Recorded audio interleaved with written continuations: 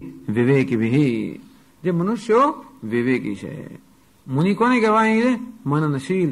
આ મનન કરવું જેના સ્વભાવમાં છે. કયા પ્રકારનું મનન? વિવેક કરવો એ જેના સ્વભાવમાં છે. વિવેકે છે પદશક્તિ વાક્ય તાત્પર્ય પરિજ્ઞાનમ કારણમ. એવો વિવેક ક્યારે કરી શકીએ? તો કે એટલે કે છે વેદ પાર ગઈ. વિવેક કરવાની આપણામાં ક્ષમતા ક્યારે આવે? વેદ પાર ગઈ. અવગત વેદાર્થ તત્વ જ્ઞાન વિહિ. આમ શાસ્ત્રનું શ્રવણ કરીએ ત્યારે આમાં વિવેક બુદ્ધિ જન્મે. વિવેક બુદ્ધિ જન્મે ત્યારે સમજ પડે કે કેવું અવિવેક છે, રાગ દ્વેષ ઉત્પન્ન થાય છે.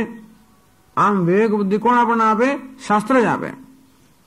અંતે શાસ્ત્રના અધ્યયનથી વિવેક બુદ્ધિ, વિવેક બુદ્ધિથી રાગ દ્વેષમાંથી મુક્તિ. આ એક ક્રમ છે. જેમ રાગ દ્વેષથી મુક્તિ મળે એમ વિવેક બુદ્ધિ વધારે સૂક્ષ્મ બને. વધારે સૂક્ષ્મ બને એટલે શાસ્ત્રનો અર્થ વધારે સારી સમજ પડે. એ સારી સમજ પડે વળી વિવેક બુદ્ધિ, વળી પાછા બીજા સૂક્ષ્મ રાગ દ્વેષ ગયા એટલે વળી પાછું શાસ્ત્ર વધારે સમજાયું. એમ કરીને જેને અપવર્ડ સ્પાઇરલ. શરૂઆત કરો આપણે માત્ર ગયા સત્સંગમાં, ત્યારે શરૂઆત થઈ, કંઈક સાંભળ્યું, કંઈક સમજ પડી એ જીવનમાં ઉતારીએ એટલે કંઈક રાગ દ્વેષ ગયા. એટલે પેલી સમજ આપણી જયારે વધારે સૂક્ષ્મ થાય એટલે એની વસ્તુમાંથી આવે પાછું ફરી વાર તત્વોમાંથી સ્વામી તો બહુ સારું લાગ્યું. નવું સમજ પડે. કંઈક વર્ષમાં કંઈક થોડા રાગ દ્વેષ ઓછા થયા હોય તો વધારે સારી સમજ પડે. ચોપડી તો એની જ હોય. જેટલી વાર વાંચીને નવું નવું આ ગ્રંથો કેટલી વાર અભ્યાસ કરીએ, દરેક વખતે નવું નવું અંદરથી મળતું જ હોય. કેમ? કારણ કે હવે તો સ્વામી હવે તમે જે કહો છો એ બધું સારી રીતે થાય છે. હવે તો સ્વામી બદલાઈ ગયા છે. લોકો શું કહે છે?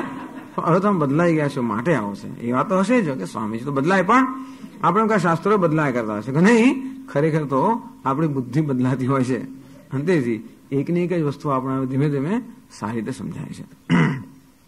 હવે તમે બહુ સરસ સમજાવો છો. એટલે એમને એમ કે આપણે સ્વામીની સ્તુતિ કરી, પણ એનો કે પહેલા તો સારું સમજાવો, એવું જ થઈ ગયું. હવે સારું સમજાવો એટલે અત્યારે શું કરતા હતા ભાઈ? પણ આપણને એવું અભિમાન કે હું બહુ સારો શિક્ષક છું, ત્યારે કોઈ આપણને સ્વામી આજે બહુ સારું તમે સમજાયું, આજે સારું બહુ સરસ. તો કે આટલા દિવસ શું થયું? આપણે ઘરે રે આટલા દિવસ નકામું કરે કે શું થયું? આજ તો સવાર સાંજે બહુ મજા આવે ઘરે રે. આટલા દિવસ તારે બિચારા બહુ ત્રાસી ગયા છે એટલે આ તો એવો ત્રાસ કર્યો અત્યાર સુધી કે જરાક ઓછો ત્રાસ થયો લોકોને આનંદ થાય, એવું થાય ને. એટલે પણ એવું છે કે જેમ જેમ આપણે વસ્તુ આપણી સમજ શક્તિ સૂક્ષ્મ થાય તેમ વિવેક આપણો વધે, તેમ સૂક્ષ્મ રાગ દ્વેષ પારખી શકીએ. સ્વામી પહેલા કરતા હવે તો ઉલટું વધારે દુઃખ થાય છે મારા મનમાં. કે સ્વામીજી આ વેદાંત નહોતું સાંભળતા તો હું સુખી હતો, આ સાંભળ્યા પછી હવે બહુ દુઃખ થયું. કેમ? બહુ રાગ દ્વેષ વધી ગયા. અરે ભાઈ વધી છે ના ગયા, પણ છે એની હવે ખબર પડી. અત્યાર સુધી હતા ને હતા ખબર જ નહોતી ત્યારે બહુ સારું ચાલતું હતું. હવે ખબર પડી કે અંદર છે ત્યારે દુઃખ થવા માંડ્યું. જેમ રોગ અંદો એને ખબર ના પડે તો આપણે આરામથી ચાલતા હોઈએ. ખબર પડી કે આ તો બ્લોક થઈ ગયો છે બધું એટલે પછી ખરાશ માણસ થઈ ગયા. ખબર પડી કે કેન્સર થયું ત્યારે મર્યો હોય સમજી જ લેવાનું. કારણ કે અત્યાર સુધી કંઈ થતું નહોતું, હવે જે થવા માંડે છે. કારણ કે ખબર પડી એટલે પછી મનને નક્કી થયું કે બસ હવે તો ગયા આપણે. અને પછી મન પૂરતું છે એનો અંત લાવવા માટે. પણ ટૂંકમાં ન હોય ખબર ત્યાં સુધી બધું બરોબર ચાલતું હોય એટલે આપણને લાગે બધું બરોબર છે. જેમ વિનો હોય કે કાબોચિયામાં કાદવ નીચે હોય, ઉપર પાણી બહુ સ્વચ્છ લાગે, આપણું મોં પણ દેખાય. એ કાંકરો નાખે તો બધું કાદવ બહાર આવે. જો કાંકરો નાખ્યો એટલા કાદવ આવે. અરે ભાઈ હતો ત્યારે આવે ને. વિવેક રૂપી કાંકરા નાખીએ અંદર એટલે કાદવ બહાર આવે. એટલે પહેલા તો બધું બરોબર છે સ્વામીજી, હવે મારે કઈ અભ્યાસ થઈ મને જરૂર જ નથી. થોડો અભ્યાસ તો કરો તો કહો હો હવે પછી પેલું જોઈએ ને પેલું જોઈએ ને ફલાણું જોઈએ, હવે આ વાંચવું છે ને પેલું. કેમ?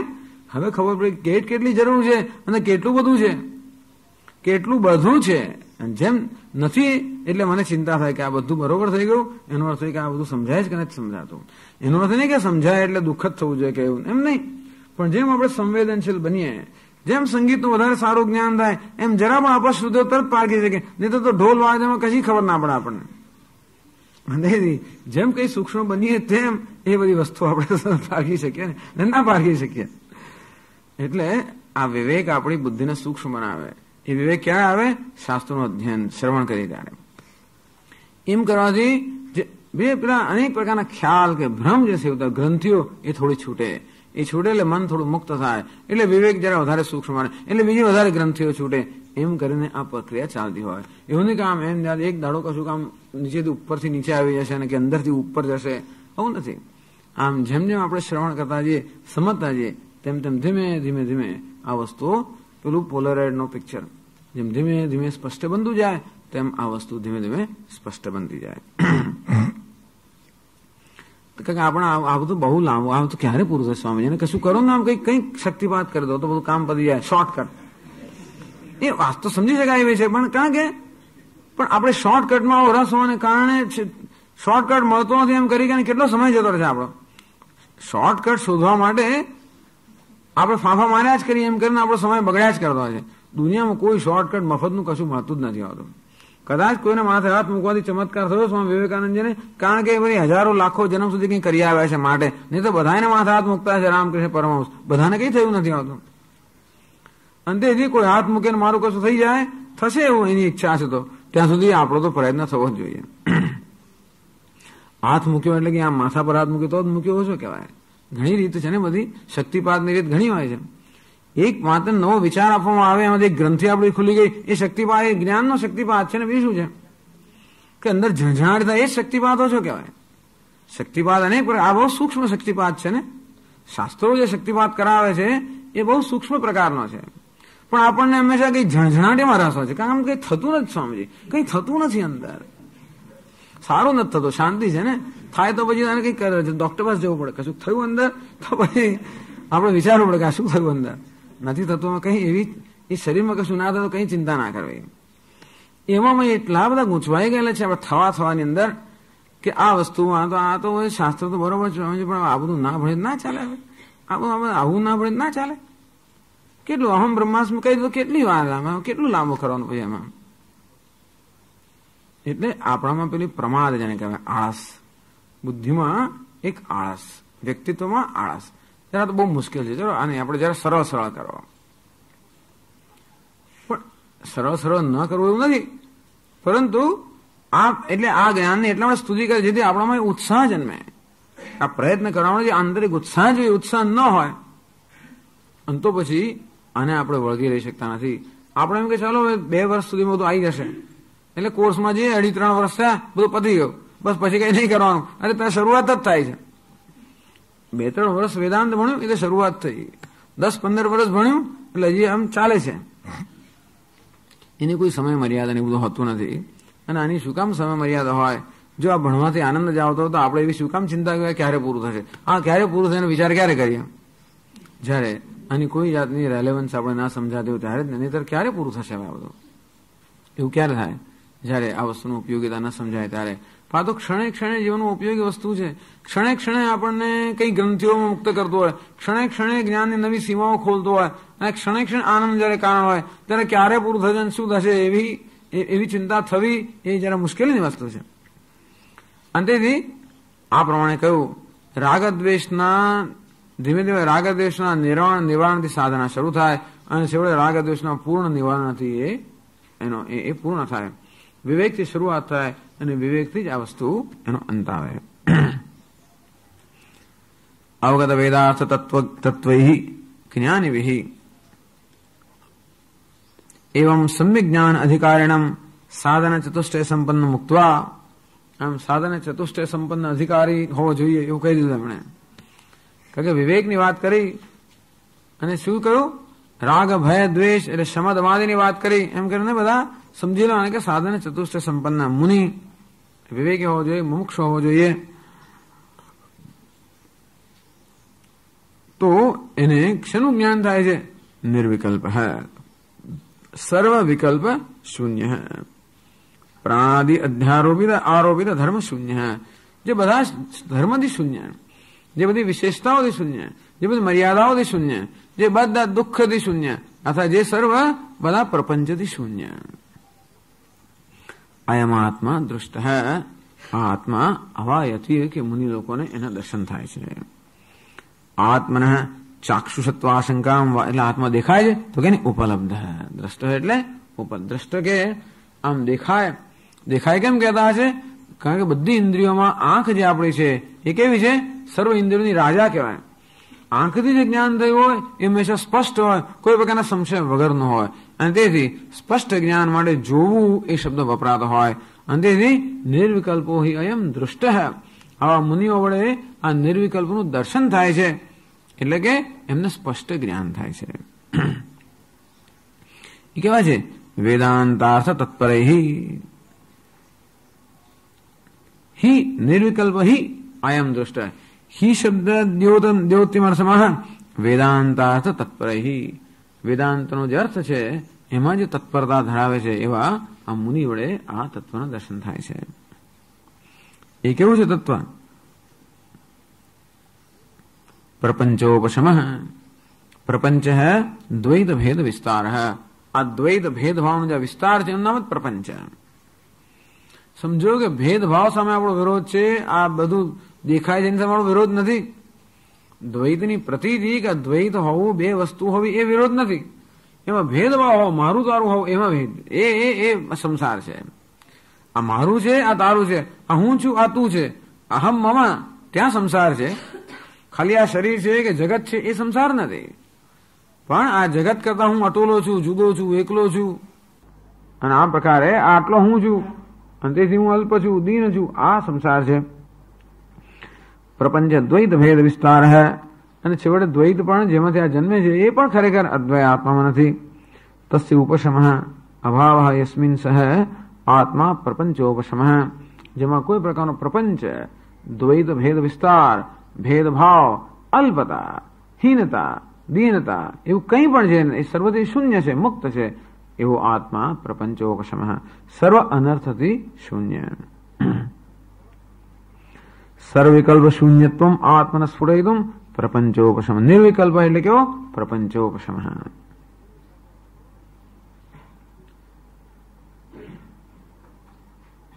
એટલે પ્રપંચસ્ય ઉપશમ નથી કહ્યું, પ્રપંચ ઉપશમ યસ્મિન સહ પ્રપંચોપશમ. આત્મામાં એ આત્માનું વિશેષણ છે. અચ્છા, અતઃ એવ અદ્વય. કારણ કે પ્રપંચોપશમ છે માટે અદ્વય છે, અદ્વય છે માટે પ્રપંચોપશમ છે, પ્રપંચોપશમ છે માટે અદ્વય છે. सम्यक दर्शनादि कारण दर्शितान उपसंहरति विगत इति.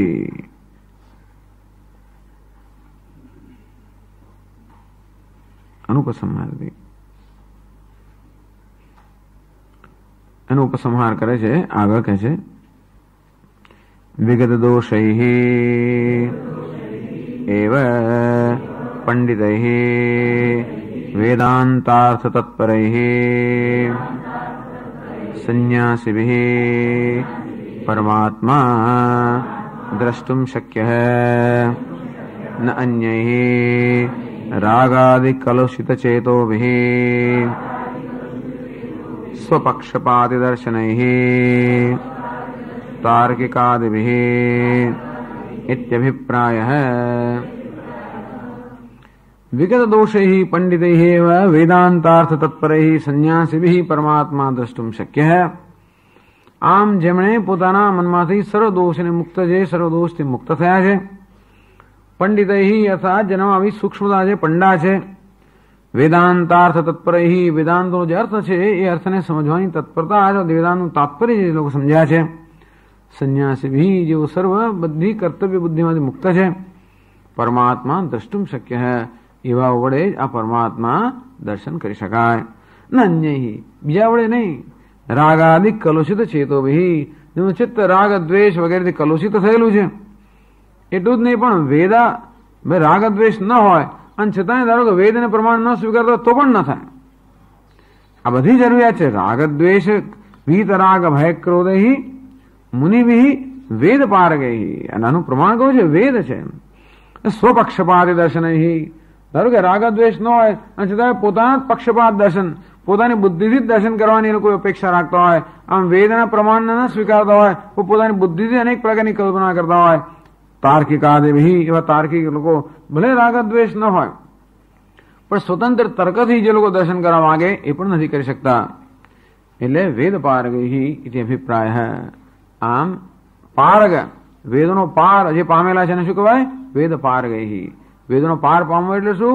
વેદનું જે તાત્પર્ય છે એ તાત્પર્યનું સમજવાનો અર્થ વેદને પાર પામવો. એટલે વેદને પાર પામીએ તો જ, એટલે આ રાગ દ્વેષ વગેરેથી મુક્તિ, મનનશીલતા અથવા વિવેક અને વેદને પાર પામવો, આ પ્રકારના નું અધિકારીત્વ જેનામાં છે એ આ આત્માના દર્શન કરી શકે છે. થોડી રિસેસ રાખીએ આપણે. હા, જરા પગને થોડી રિસેસ મળે. ઓમ પૂર્ણમદ પૂર્ણમિદમ પૂર્ણાત પૂર્ણમુદચ્યતે પૂર્ણસ્ય પૂર્ણમાદાય પૂર્ણમેવાવશિષ્યતે. ઓમ શાંતિ શાંતિ શાંતિ. શંકરં શંકરાચાર્યં કેશવં બાદરાયણં સૂત્રભાષ્યકૃતૌ વંદે ભગવन्तૌ પુનઃ પુનઃ. ઈશ્વરો ગુરુરાત્મેતિ મૂર્તિભેદ વિભાગિને વ્યોમવદ્વ્યાપ્તદેહાય દક્ષિણામૂર્તયે નમઃ. ઓમ શાંતિ શાંતિ શાંતિ. હરિ ઓમ શ્રી ગુરુભ્યો નમઃ. હરિ ઓમ.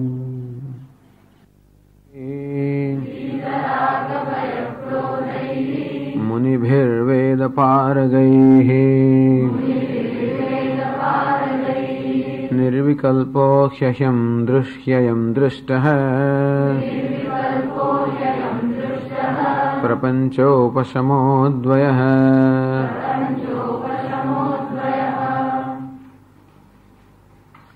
विगतदोषैः एव पंडितैः वेदान्तार्थ तत्परैः संन्यासं हि परमात्मा द्रष्टुं शक्यः. અર્થાત આ પ્રકારનું અધિકારીત્વ હોય. અધિકારીત્વ એટલે કે આપણું મન આ જ્ઞાન માટે બરોબર તૈયાર થયું હોય. જેમ કહ્યું પ્રમાણે કોઈ પ્રકારના જ્ઞાન પ્રાપ્ત કરવા માટે એના માટેનું યોગ્ય સાધન હોવું જ જોઈએ. સૂક્ષ્મ પદાર્થનું દર્શન કરવું હોય તો સૂક્ષ્મ દર્શક યંત્ર જોઈએ. દૂરના પદાર્થનું દર્શન કરવું હોય તો દૂરબીન એવું દૂરદર્શક યંત્ર જોઈએ. તેમ આત્માનું દર્શન કરવું હોય તો બીજું કશું નહીં તો આપણું મન આત્મા અંતર્મુખ તો હોવું જ જોઈએ. આપણું મન આત્માને સન્મુખ હોવું જોઈએ, અભિમુખ હોવું જોઈએ. આત્માથી વિમુખ હોય તો એ મનને આત્માના દર્શન ન થાય. તો મન આત્માથી સન્મુખ ક્યારે હોય, અભિમુખ ક્યારે હોય? જ્યારે રાગ દ્વેષ વગેરે ન હોય તો. કારણ કે જ્યારે રાગ હોય, દ્વેષ, ભય, હવે કોઈ માનિત્વમ, દંભિત્વમ, હવે કોઈ પ્રકારના દોષો જ્યારે આપણા મનમાં હોય ત્યારે મન આપોઆપ જ બહિર્મુખ જ રહેવાનું. આ બધી વસ્તુઓ આપણા મનને વિક્ષિપ્ત કરીને મનને બહિર્મુખ બનાવતી હોય છે. અને તેથી મનને અંતર્મુખ થવામાં આ પ્રતિબંધ હોવાને કારણે એમ કહ્યું કે રાગ દ્વેષ ભય આ બધા જે દોષો છે એ દોષોથી મન મુક્ત હોવું જોઈએ. બીજી વસ્તુ કે વિવેક, આ દર્શન જે છે અંતર્મુખ બન્યા પછી કે આત્માભિમુખ મન બન્યા પછી પણ આત્મા અનાત્મા વિવેકની આવશ્યકતા છે. આત્મા એવો પદાર્થ નથી કે જે આપણે કદું જોયું નથી અને જોવાનો હોય. આત્મા એવો પદાર્થ છે જેના વિશે આપણે અનેક ખોટા ખ્યાલ સેવી રહ્યા હોવાને કારણે આત્મા વિશેના ભ્રમ છે એ ભ્રમમાંથી મુક્તિ મેળવવાની જરૂર છે. અને તે ત્યારે થાય જ્યારે આપણે ભ્રમને ભ્રમ રૂપે જાણીએ. ત્યારે ભ્રમને ભ્રમ રૂપે જાણીએ ત્યારે ભ્રમમાંથી નિવૃત્ત થવાય. અને ત્યારે જાણીએ જ્યારે આત્મા અનાત્મ વિવેક. આમ આત્મા અનાત્મ વિવેક, આત્માના અનાત્મા છૂટા પડવાની સૂક્ષ્મતા ત્યારે જ જ્યારે મન રાગ દ્વેષ ભય વગેરેથી મુક્ત હોય ત્યારે. અને એ પ્રકારનો વિવેક જ હોય. મુનિભિ વેદ પારગૈઃ, અને આ પ્રકારનો વિવેક કેમ કરવો એનું જ્ઞાન કે શિક્ષણ આપણને વેદમાંથી ઉપનિષદમાંથી મળતું હોવાને કારણે ઉપનિષદ રૂપી પ્રમાણની મદદથી જ્યારે આત્મા અનાત્મ વિવેક કરવામાં આવે અને રાગ દ્વેષ ભય ક્રોધ રહિત મનમાં જ્યારે કરવામાં આવે ત્યારે આ આત્માનું દર્શન થાય છે. જે આત્મા નિર્વિકલ્પ સર્વ કલ્પનાઓથી મુક્ત, પ્રપંચોપશમ સર્વદ્વૈત વિસ્તવાર જેમાં નથી અને જેનો અભાવ છે, જે અદ્વય છે એવા આત્માના દર્શન આવા મુનિઓ કરતા હોય છે. હવે આગળ કહે છે મિથ્યા જ્ઞાન પ્રચય સંસ્કારાત વેદાંતાર્થ તાત્પર્યવતામ પંડિતાનામપી ન અદ્વૈત પ્રત્યય દાર્ઢ્યમ સિદ્ધ્યતિ ત્યાહ. મિથ્યા જ્ઞાન પ્રચય સંસ્કારાત. આ મિથ્યા જ્ઞાન એટલે શું? દેહાતો બુદ્ધિ, દેહને અહમ કહેવો એને કહેવાય છે મિથ્યા જ્ઞાન. જે અનાત્મા છે એમાં આત્મબુદ્ધિ હોય એમના મિથ્યા જ્ઞાન. તો દેહ કે ઉપાધિ જે અનાત્મા છે એમાં આત્મબુદ્ધિ હોય અને તેથી આત્મામાં અલ્પ બુદ્ધિ હોવી અને કહેવાય છે મિથ્યા જ્ઞાન.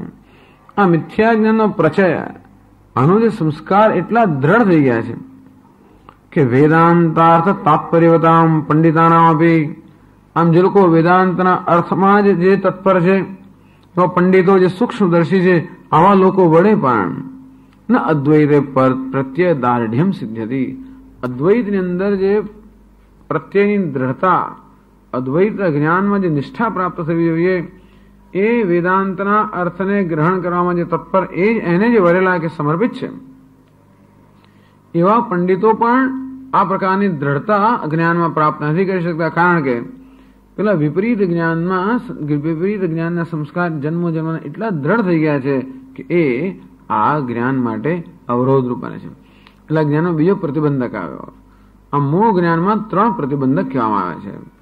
એક તો છે આવરણ, બીજો છે વિક્ષેપ કે સંશય, અને ત્રીજો છે વિપર્યય એટલે વિપરીત બુદ્ધિ. તો જે પેલું આવરણ કે જ્ઞાન જે છે એ શાસ્ત્રના શ્રવણથી, અને અનેક સંશયો જે છે એ મનનથી, અને હવે જે આ વિપરીત બુદ્ધિ છે, દેહાત બુદ્ધિ જે છે, એના માટે નિધિધ્યાસન, અને તેથી એની પણ આવશ્યકતા છે. એટલે કે તસ્માદ 36મા શ્લોકમાં કહે છે તસ્માદેવં વિદિત્વૈનમ અદ્વૈતે યોજયેત સ્મૃતિમ અદ્વૈતમ સમનુપ્રાપ્ય જડવલ્લોકમાચરેત.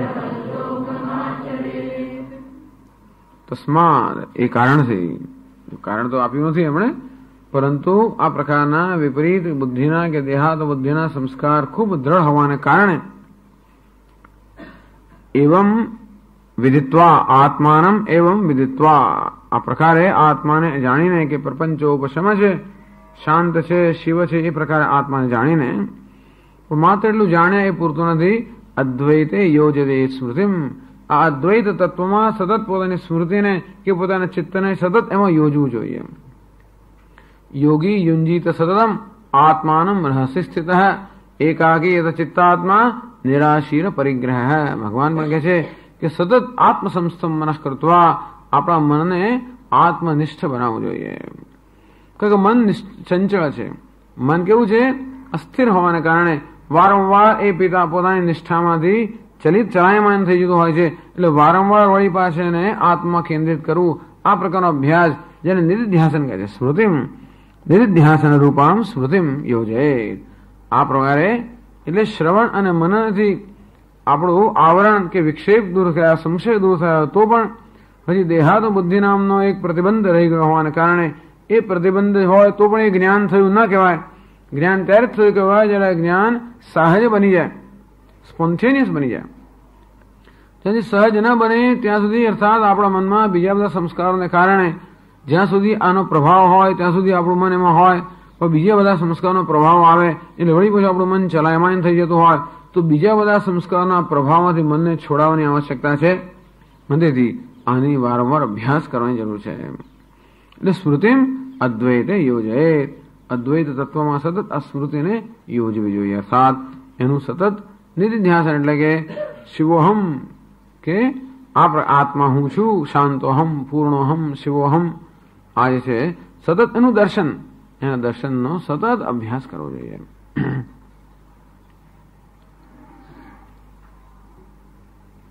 શાસ્ત્રાદ અદ્વૈતમ અવગમ્ય સ્મૃતિ સંતતિમ કુર્વતઃ લોકાનુવર્તને વિધિ નિયમમ આહ. એ કહે છે કે શાસ્ત્રાદ અદ્વૈતમ અવગમ્ય, આ પ્રકારે જ્યારે શાસ્ત્રમાંથી અદ્વૈત તત્વનું આ પ્રકારે જ્ઞાન થયું, સ્મૃતિ સંતતિમ કુર્વતઃ, આ પ્રકારે આ સ્મૃતિમાં કે નિધિધ્યાસનમાં આમાં નિષ્ઠા પ્રાપ્ત કરવાના પ્રયત્નની અંદર જ અત્યારે જે હવે સમર્પિત છે, રત છે, એને કેવી રીતે લોકમાં વ્યવહાર કરવો જોઈએ. આ જે સાધક છે, જે આ રીતે જ્ઞાન નિષ્ઠા પ્રાપ્ત કરવાનો પ્રયત્ન કરી રહ્યો છે, એને કેમ લોકમાં વ્યવહાર કરવો જોઈએ. એના માટે વિધિ નિયમમ, એટલે નિયમ વિધિ કહે છે, કે એને માટે નિયમ કહે છે કે કયા પ્રકારનો વ્યવહાર કરવો જોઈએ. અદ્વૈતમ સમનુપ્રાપ્ય જડવલ્લોકમાચરે, અદ્વૈતને સારી રીતે પ્રાપ્ત કરીને આ જગતમાં જડની જેમ એને વર્તન કરવું જોઈએ, અથવા જગતથી નિસ્પૃહ કે જગતથી નિરપેક્ષ કે જગતથી ઉદાસીન રીતે એને પોતાનો વ્યવહાર કરવો જોઈએ, જે આ સ્મૃતિને અનુકૂળ છે વ્યવહાર. અર્થાત આપણું જીવન પણ એવું હોવું જોઈએ જે આપણે કરી રહ્યા હોઈએ એને અનુકૂળ આપણું જીવન હોવું જોઈએ. શ્રવણ કરી રહ્યા હોઈએ તો એને અનુકૂળ જીવન હોવું જોઈએ. શ્રવણમાં આપણું મન કેવું જોઈએ? એકાગ્ર જોઈએ, તત્પર જોઈએ. તેથી એવું આપણું જીવન હોવું જોઈએ કે આપણે જીવનની રીતિ એવી હોવી જોઈએ કે જે આ વસ્તુને અનુરૂપ હોય. આપણે જે જીવન જીવતા હોઈએ એ જીવન આપણા ધ્યેયથી વિરુદ્ધનું હોય તો અનેક સંઘર્ષ ઉત્પન્ન થતા હોય. આમ જવું હોય આપણે ઉત્તરમાં અને દક્ષિણ દિશામાં ચાલતા હોઈએ તો ક્યારે પણ આપણા ધ્યેયને જેમ સિદ્ધ ન કરી શકીએ. તે રીતે આત્માનું જ્ઞાન પ્રાપ્ત કરવું હોય તો આપોઆપ જ એના માટેના મૂલ્યો જોઈએ જ કે ભાઈ રાગ, દ્વેષ, ભય, ક્રોધ એટલે વૈરાગ્યનું મૂલ્ય બની જાય, એટલે વિવેક વૈરાગ્ય મૂલ્ય બની જાય. તેથી રાગ, દ્વેષ, ભય, ક્રોધ વગેરે વસ્તુઓને સમર્થન ન મળે એ પ્રકારનું મારું જીવન હોવું જોઈએ. એવું જીવન હોવું જોઈએ કે રાગ દ્વેષને ઉત્પન્ન થવાની શક્યતા ઓછી થાય. એક તો અંદર ઉત્પન્ન થાય તો એનું નિવારણ થાય, અને જોડે જોડે વારંવાર બહારના એવા સંજોગોને કારણે આવા રાગ દ્વેષ ઉત્પન્ન થયા જ કરતા હોય તો પણ એ વિક્ષેપરૂપ બનવાને કારણે એવી જીવન રીતિ હોવી જોઈએ જેથી ન ઉત્પન્ન થાય. અર્થાત આપણે ધારો કે ધંધો બિઝનેસ કરતા હોય, એ બિઝનેસ કે ધંધો જેવો હોય કે સ્વામીજી પણ આ ધંધો એવો છે કે હું જુઠ્ઠું બોલ્યા વગર ના ચાલે, તો શું કરીએ? તો એક બાજુ આપણે સત્યની શોધ કરતા હોય, સત્યની આપણે ઉપાસના કરતા હોઈએ, અને બીજું આપણા જીવનમાં જૂઠાણું હોય. આ શું છે? સંઘર્ષ ઉત્પન્ન કરનારી વસ્તુ છે કે આ છોડી દેવું કે આ છોડી દેવું. એક તો છોડવું જ પડે, કારણ કે આ બહેનો ક્યારે પણ સમુચ્ચય ના થઈ શકે. એટલે આપણા જીવનની અંદર હંમેશા, એટલે ગાંધીજી એ વખતે કહેતા હતા બધા લોકોને કે તમે લોકો એવા જીવનના મૂલ્યો, અર્થ અને કામ મૂલ્ય રાખ્યું છે, ખૂબ પૈસા કમાવા છે, ખૂબ મોજ શોખ કરવા છે, ખૂબ સત્તા પ્રાપ્ત કરવી છે. આ વસ્તુ કે છે આપણા જીવનના મૂળ ધ્યેયની વિરુદ્ધ જ છે. એને પ્રાપ્ત કરવામાં માણસે રાગ, દ્વેષ કે લોભ વૃત્તિને સંતોષ આપવો જ પડે અને પ્રોત્સાહન આપવું પડે. એને કારણે આપણો આત્માની જે મૂળ શાંતિ છે એનો ભોગ અપાવવાનો જ. એટલે જીવનમાં આવા મૂલ્યોનું આપણે સેવન કરતા હોય, આવા ધ્યેય આપણે, જે ધ્યેય આપણા જીવનના મૂળ ધ્યેયથી વિરુદ્ધ હોય એવા ધ્યેયનું આપણે સેવન કરતા હોઈએ તો આપણા જીવનમાં સંઘર્ષ જ જન્મવાનો છે. અને જે પ્રકારનું આપણું ધ્યેય હોય, જે મૂલ્ય હોય એવી જીવન રીતિ હોવી જોઈએ. બસ એ જ એનો કહેવાનો અર્થ છે કે આપણી જીવન રીતિ પણ અને અનુરૂપ હોવી જોઈએ. એટલે ભગવાન કહે છે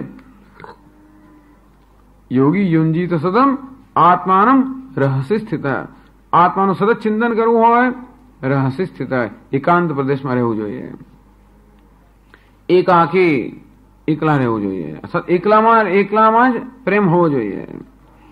યથા ચિત્તાત્મા આપણો મન, બુદ્ધિ વગેરે પર આપણો સંયમ હોવો જોઈએ. નિરાશી જેને બીજી બધી આશાઓ કે સ્પૃહાઓમાંથી આપણે મુક્ત હોવા જોઈએ. અપરિગ્રહ, અનેક પ્રકારના પરિગ્રહ કે સંગ્રહ વગેરેમાંથી આપણે મુક્ત હોવા જોઈએ. આ બધું કેમ કહે છે? કારણ કે આત્મચિંતનને અનુરૂપ કે અનુકૂળ આ બધી વસ્તુઓ છે. ખૂબ સંગ્રહ રાખતા હોઈએ અને જાત જાતની ઈચ્છાઓ સેવતા હોઈએ અને પછી આત્માનું ચિંતન એનાથી વિરુદ્ધનું હોવાને કારણે ન થઈ શકે. જે મન ઈચ્છા કરતો હોય મન બહિર્મુખ હોવાનું, જે સંગ્રહ કરતો હોય મનમાં અનેક સંગ્રહને સાચવવાની ચિંતા રહેવાની, અને તેથી એ એના આત્મચિંતન વિરુદ્ધની વસ્તુ હોવાને કારણે જ્યારે પણ આપણને કોઈ મૂલ્ય આપવામાં આવે કે જ્યારે કોઈ ધ્યેય આપવામાં આવે ત્યારે ધ્યેયને અનુરૂપ જીવનનો પણ આપણો ઉપદેશ આપવામાં આવે. યુક્ત આહાર વિહારસ્ય યુક્ત ચેષ્ટસ્ય કર્મસુ. યોગ કરવો હોય તો આહાર, વિહાર, ચેષ્ટાઓ, કર્મ આ બધાની અંદર પ્રામાણ્ય હોવું જોઈએ, પ્રમાણતા અને પ્રમાણસરતા હોવી જોઈએ, સાવધાની હોવી જોઈએ. અંતેથી લોકાનુવર્તને નિયમ વિધિ કહી ક્યારે તે જડવલ લોકમાં આચરિત, બીજું કોઈ લોકમાં આચરણ ના કરવું જોઈએ. શ્લોકમાં તસ્માદ એવા વિધે, તસ્માદ કેમ તેથી એનું કારણ શું એટલે શંકરાચાર્ય સમજાવે છે.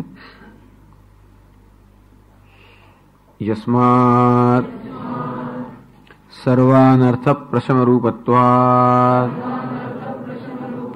અદ્વયમ શિવમ અભયમ અતઃ એવં વિદિત્વૈનમ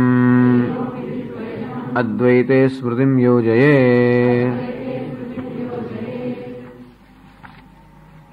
સ્માત કારણ કે સર્વ અનર્થ પ્રશમ રૂપત્વાત અદ્વયમ શિવમ, બધા અનર્થ શાંત થઈ જતા હોવાને કારણે, અદ્વયની અંદર બધા દ્વૈતરૂપી અનર્થ શમી જતા હોવાને કારણે એ અદ્વય છે, એ જ શિવ કે કલ્યાણ રૂપ છે. અંતેથી અતઃ એવમ વિદિત્વા એનમ, આ પ્રકારે આત્માને જાણીને અદ્વૈતે સ્મૃતિ યોજેત, મનુષ્ય સતત અદ્વૈત તત્વમાં પોતાની સ્મૃતિ એટલે કે પોતાની ચિંતાની ધારા એટલે પોતાનું ચિંતન પ્રવાહ અદ્વૈતમાં જોડવો જોઈએ. અર્થાત અદ્વૈતમાં નિષ્ઠા પ્રાપ્ત કરવાનો પૂરેપૂરો પ્રયત્ન કરવો જોઈએ. જાણ્યા પછી જાણીએ છીએ કે આ તો શિવ છે, આ કલ્યાણકારી છે, અને માટે એ કલ્યાણરૂપ બની જવા માટે આપણે કલ્યાણકારી બની જઈએ એમ નામ છે ને. આ વસ્તુમાં જે જાણવાનું છે જ બનવાનું છે, બનવાનું જાણવાનું જુદું નથી. અદ્વૈત કલ્યાણકારી હોય તો હું કલ્યાણકારી છું. હું ક્યારે સ્વામીજી મને જ્ઞાન થયું ક્યારે કહે હું કલ્યાણકારી બની જઉં ત્યારે. કલ્યાણ ક્યારે હોય? પ્રસન્નતા હોય ત્યારે, નિર્મળતા હોય ત્યારે, શાંતિ હોય ત્યારે, આ બધી વસ્તુઓ હોય એટલે એ બધું સ્વાભાવિક થઈ જાય. સમજવું કે આ વસ્તુમાં નિષ્ઠ થયો એટલે જેટલે અંશે આમાં નિષ્ઠ થયા હોય એટલે અંશે આ જ્ઞાન પ્રાપ્ત થયું આપણને કહેવાય. અને તેથી એ નિષ્ઠા ન હોય તો જ્ઞાન પ્રાપ્તિનો પણ આપણે લાભ નથી મળતો. કારણ કે જે વસ્તુ આપણને વ્યવહારમાં ઉપયોગી ના થાય ગરજ ગાંઠે અને શું છે વિદ્યા પાઠે. એટલે પુસ્તક સ્થાતુ યા વિદ્યા પરહસ્તગતમ ધનમ, જે ધન બીજાની પાસે હોય એ આપણો ઉપયોગમાં ના હોય અને વિદ્યા પુસ્તકમાં હોય એ પણ ઉપયોગી ના થાય. જ્યારે સમય આવે ત્યારે વસ્તુ ઉપયોગી ના થાય. એટલે સમય આવે અને ઉપયોગી થાય એવા પ્રકારની વિદ્યા હોવી જોઈએ. એ ક્યારે હોય? જ્યારે અહીંયા હોય ત્યારે, પુસ્તકમાં હોય ત્યારે નહીં. તેથી પુસ્તકની વિદ્યા આપણા એમાંય આપણે બની જઈએ, અર્થાત એ આપણે બની જઈએ ત્યારે એ ખરેખર આપણા જીવનમાં ઉપયોગી થાય કે આપણા જીવનનું ત્યારે કલ્યાણ થાય. અને માટે જીવનનું સાચું કલ્યાણ કરવું હોય અદ્વૈતમાં જ કલ્યાણ હોવાને કારણે, આત્મા અદ્વૈત હોવાને કારણે એ જ્ઞાનમાં નિષ્ઠા પ્રાપ્ત કરીએ તો જ આપણે આપણા જીવનનું કલ્યાણ કરીએ. અને જીવનનું કલ્યાણ કોને નથી કરવું? જીવનનું કલ્યાણ સર્વ કરતા ઈચ્છા હોવાને કારણે આ પ્રકારે સ્મૃતિમાં મનને યોજવું જોઈએ. અદ્વૈત એવમિતિ નિર્વિકલ્પત્વાદિ પરામર્શ નિર્વિકલ્પ પ્રપંચોષમ અદ્વય એ રીતે વિદિતા શાસ્ત્રતઃ અવગમ્ય, આ પ્રકારે શાસ્ત્રથી આત્માને જાણીને અદ્વૈત અવગતિદારઢ્યાર્થમ સ્મૃતિ સંતતિ કર્તવ્યતાયામ નિયમવિધિમ અભ્યનુજાનાતિ સંમતિમ દર્શયતિ. તેથી આ પ્રકારની સ્મૃતિ કર્તવ્ય વખતે, આ પ્રકારના ચિંતનમાં જ્યારે મનને જોડેલું હોય એ વખતે આ પ્રકારની જીવન રીતે છે એમાં પણ એને પણ એટલે કે એને અનુમતિ આપે છે. અદ્વૈતે સ્મૃતિ યોજે. એટલે આ અદ્વૈતમાં સ્મૃતિને યોજવી, આ મૂળ જીવન થયું. જીવનમાં શું? અદ્વૈતમાં સ્મૃતિને યોજવી જોઈએ. એટલે કહે છે આગળ શંકરાચાર્યજી, અદ્વૈત અવગમાયૈવ સ્મૃતિમ કુર્યાત ઇત્યર્થઃ. અર્થાત અદ્વૈતનું જ્ઞાન પ્રાપ્ત કરવામાં કે અદ્વૈતમાં નિષ્ઠા પ્રાપ્ત કરવામાં પોતાની સ્મૃતિ અર્થાત મય્યેવ આધત્સ્વ મયી બુદ્ધિમ નિવેશ નિવસિષ્યસી મય્યેવ અત ઊર્ધ્વમ ન સંશય. તારું મય્યેવ આધત્સ્વ, તારું મન મારામાં સ્થાપિત કર. મયી બુદ્ધિમ નિવેશ, તારી બુદ્ધિનું મારામાં પ્રવિષ્ટ કર. કોણ કહે છે? આત્મા કહે છે. નિવસિષ્યસી મય્યેવ અત ઊર્ધ્વમ ન સંશય. અંતો તું મારામાં જ પ્રવેશ કરશે કે મારામાં નિવાસ કરશે એમાં કોઈ સંશય નથી. અને એ ન થતું હોય તો જે કર્મ કરે એ તો અભ્યાસ કર. જો મન વિક્ષિપ્ત થતો અભ્યાસ કર. એ પણ નથી થતું તો પછી જે કર્મ છે એ મને સમર્પિત કર. એ પણ નથી થતું તો કર્મફળનો ત્યાગ કરો. આ બધું અદ્વૈતની સ્મૃતિ યોજવાના સાધનો થયા, પરંપરાગત સાધનો. એટલે એવું કે આપણે કર્મ કરીએ છીએ એટલે અદ્વૈતને વળેલા નથી. કર્મફળનો આપણે ત્યાગ કરીએ એ પણ અદ્વૈતને સમર્પણનો એક પગથિયું છે. અને પછી જે કર્મ કરીએ ઈશ્વરને અર્પણ કરીએ એ પણ એનું જ એક પગથિયું. અને છેવટે આમાં જ આપણી સ્મૃતિને યોજવાનો પ્રયત્ન કરીએ એ વળી એથી આગળનું પગથિયું. અને આમાં એકદમ નિષ્ઠ બની ગઈએ બસ એટલે આ વસ્તુની પ્રાપ્તિ. એટલે હવે તો પગથિયા આપણને ગીતામાં કહેલા છે. એટલે આપણી અત્યારની જીવન રીતિ ઉપરાંત આપણી અત્યારે માનસિક સ્થિતિને અનુરૂપ જે વસ્તુ હોય, પણ એ તો કહું હું તો નરું અદ્વૈતમાં સુધી હું તો મનને બુદ્ધિને એનો આધાર જ કરું, બીજું કશું ના કરું. શ્રેષ્ઠ સાધન કર્યું નહીં. કયું શ્રેષ્ઠ છે? જે મારા મળે શ્રેષ્ઠ હોય તે. જે પગથિયા પર આપણે હોવા હોઈએ એનાથી આગળનો પગલો આપણે ભરવાનું હોય. પછી ત્યાંનું પગલું ભરીને કૂદવા જઈએ તો આપણે જેમ પછડાઈએ. અને તેથી જે જગ્યાએ હોય એ જગ્યાએથી આપણે પ્રારંભ, પણ આ દિશા સૂચન આપણને કર્યું કે ત્યાગ ત્યાગ ત્યાગ. શેનો ત્યાગ? આ મિથ્યાનો ત્યાગ. આસક્તિમાં એટલે વસ્તુ મિથ્યાને સત્ય માની લેવી, એમાં રાગ દ્વેષ આસક્તિ જન્મે એનો ત્યાગ. આ પ્રકારની મિથ્યા વસ્તુના ત્યાગની તત્પરતા આવે અને છેવટે અહંકાર જે અંતિમ મિથ્યા વસ્તુ છે એનો ત્યાગ આપણે નાની નાની વસ્તુનો ત્યાગ કર્યો છે તો મોટી વસ્તુનો ત્યાગ થશે. નાના રાગ દ્વેષનો ત્યાગ ના કરીએ તો પછી અહંકારનો ક્યાં ત્યાગ થવાનો છે? અંતેથી આ જે મિથ્યામાંથી જન્મેલા આ બધા દૂષણો છે એનો ધીમે ધીમે ત્યાગ કરવો એ પ્રકારની જીવન રીતિ હોવી જોઈએ. એટલે અદ્વૈતે યોજે સ્મૃતિ આ પ્રકારની જીવન રીતિ થઈ. અદ્વૈતમ સમનુપ્રાપ્ય જળવલ્લોકમાચરે. તો એ બીજી પંક્તિ છે એ સમજાવે છે. તચ્ચ અદ્વૈતમ અવગમ્ય અહમસ્મિ પરમ બ્રહ્મેતિ વિદિત્વા અશનાયાદિ અતીતમ સાક્ષાત અપરોક્ષાત અજમાત્માનમ સર્વલોક વ્યવહારાતીતમ જડવત લોકમાચરેદ અપ્રખ્યાપયન આત્માનમ અહમેવં વિદઃ ઇત્યભિપ્રાયઃ. તચ્ચ અદ્વૈતમ અવગમ્ય એટલે સ્મૃતિનું યોજન કરવું એટલે શું? બધા સ્તરે શ્રવણ મનન બધું જ આવી ગયું. અદ્વૈતની અંદર સ્મૃતિને જોડવી એટલે શું? કે અદ્વૈતના જ્ઞાન માટેનો પ્રયત્ન કરો. એટલે કે શાસ્ત્રનું શ્રવણ, સત્સંગ, શાસ્ત્રનું શ્રવણ, જે કે આપણે સમજ્યા હોઈએ એમાં જે કે સંશય વગેરે હોય એને સ્પષ્ટતા કરવાનું મનન, અને જેટલું આપણે સમજ્યા એને જીવનમાં ઉતારવાનું. બધું સમજીને ઉતારીશું એક દડો નહીં, જેટલું જરાક સમજ્યા જરાક ઉતારવાનું. દરરોજ જે નાનું સમજીએ છીએ એ નાની નાની વસ્તુને પણ જીવનમાં ઉતારવાનો પ્રયત્ન કરવો જોઈએ. એ વસ્તુ બાકી રાખીએ તો શું થાય? સમજેલી વસ્તુ ભેગી થયા કરે પણ અંદર કશું ઉતર્યું ના હોય એટલે આપણે ખાખા કરીએ, કશું પચે નહીં તો એને શું કરવાનું? તો ઘણી વાર અપચો જ થઈ જાય. અને તેથી માત્ર શ્રવણ પણ ખાધું પૂરતું નથી તો પચાવવું જોઈએ. પચાવીને તો શરીરને શક્તિ મળે. એમ જે આપણા શ્રવણ કર્યું, જે સમજ્યા છે એને જેનો ઉતારવાનો પ્રયત્ન નામ નિધિધ્યાસન. સતત સાવધાની, જે સમજ્યા હોઈએ, જે મૂલ્ય આપણે સેવન કરતા ઈચ્છતા હોઈએ, સાવધાનીપૂર્વક સતત એનું અનુસંધાન કરવું, પાલન કરવું, એનું નામ નિધિધ્યાસન. હરતા ફરતા પણ આપણે સાવધાની રાખી હોય કે શું મારા જીવનનું ધ્યેય છે, શું છે, અને એનો અર્થ આ વ્યવહારમાં કેવો થાય એ સમજ, અને એ વખતે એ પ્રકારે એ સંબંધને જીવનમાં ઉતારવાનો સતત પ્રયત્ન. એનો અર્થ એ કે આપણે આપણી સ્મૃતિને આમાં યોજી છે એમ કહેવાય. એટલે એક જ કામ કરવાનું, બીજું કશું કરવાનું જ નહીં. એટલે ખાઈએ તો પણ શેને માટે? આને જ માટે. ન ખાઈએ તો પણ આને માટે. ધંધો કરી તો પણ આને માટે, ન કરી તો પણ આને માટે. એવું કશું ન કરવું માટે આ કહેવાય. જે કરીએ કે ન કરીએ આને માટે હોય તો જ. કશું સમય ના કરવું તો બરાબર કહેવાય, કશું ના કરવું બરાબર નથી, અને કશું કરવું બરાબર નથી. આ કરવું બરાબર છે. અને આ કરવા માટે જે પ્રકારની અનુકૂળતા જોઈએ એ પ્રકારે કરવાનું. તો કોઈને કરવાથી આમાં અનુકૂળતા થાય, કારણ કે એ પ્રકારની જ આવશ્યકતા છે. કોઈને કરવાનું છોડવાથી અનુકૂળતા થાય એની એ પ્રકારની આવશ્યકતા છે. આમ જેવી જેની આવશ્યકતા હોય, ધ્યેય એક જ છે. પણ જમણી બાજુ કે ડાબી બાજુ તું ક્યાં છે એના પર આધાર રાખે છે. ક્યારેક એ ધ્યેય ત્યાં છે, અહીંયા હોય તો જમણી બાજુ થઈને જવું પડે, આમ હોય તો ડાબી બાજુ જવું પડે. પણ જમણી કે ડાબી બાજુ એ અગત્યનું નથી.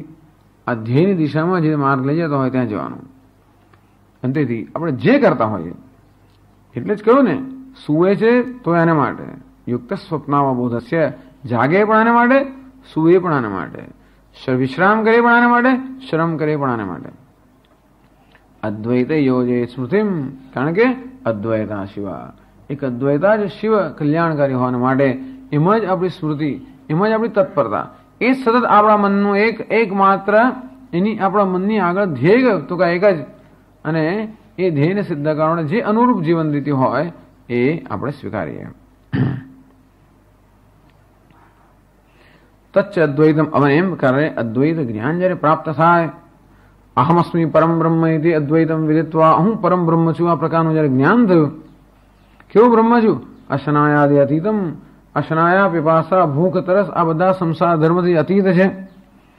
સાક્ષાત અપરોક્ષાત, જે સાક્ષાત છે એટલે જે હું જ છું, જેની મારી એની વચ્ચે કોઈ અંતર નથી. અપરોક્ષાત, જેના જ્ઞાન માટે કોઈ પ્રયત્ન નથી, જે કેવું છે? સ્વપ્રકાશિત છે. સાક્ષાત એટલે આત્મ સ્વરૂપ છે, અપરોક્ષાત એટલે સ્વયં પ્રકાશ છે. અજમાત્માનમ, જે જન્મ મૃત્યુ સર્વ વિકાસ રહિત જે આત્મા છે, સર્વલોક વ્યવહાર અતીતમ, જે કોઈ વ્યવહારમાં આવતું જ નથી. આત્મતત્વ ક્યારેય કોઈ વ્યવહારનો વિષય નથી બનતું, અને તેથી જે સર્વ વ્યવહારથી પર છે. વ્યવહારનો જે વિષય બની શકે એ કોણ? એ અનાત્મા છે. સર્વ વ્યવહારનો સાક્ષી હોવાના કારણે ક્યારે વ્યવહારનો વિષય ન બને, અને તેથી સર્વ વ્યવહારથી અતીત જેવું આત્મતત્વ હું છું એ પ્રકારનું જ્ઞાન પ્રાપ્ત કરીને જળવલ લોકમાં આચરે, જળની જેમ લોકમાં આચરણ કરવું જોઈએ.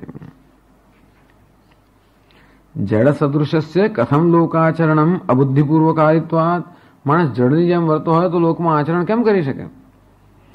લોકાચરણ લોક વ્યવહાર અનુકૂળ વ્યવહાર, લોકમાં આચરણ કરવું ક્યારે કહેવાય? લોકોનો જે વ્યવહાર એવો અનુકૂળ વ્યવહાર કરે ત્યારે તો એને લોકાચરણ કહેવાય. જીવનમાં વ્યવહારમાં આચરણ કરવું એટલે શું? જે પ્રકારનો પ્રવાહ વહેતો હોય, રોમમાં રહેતો હોય તો રોમન જેવા થઈને રહે, એનું નામ આચરણ કહેવાય. રોમમાં પછી આપણે કંઈ બ્રાહ્મણ ધર્મ પાડીએ તો મુશ્કેલ પડી જાય, અને બ્રાહ્મણના ગામમાં જઈને પછી કોઈ અમેરિકાનો ધર્મ પાડે એ બધું મુશ્કેલ થઈ જાય.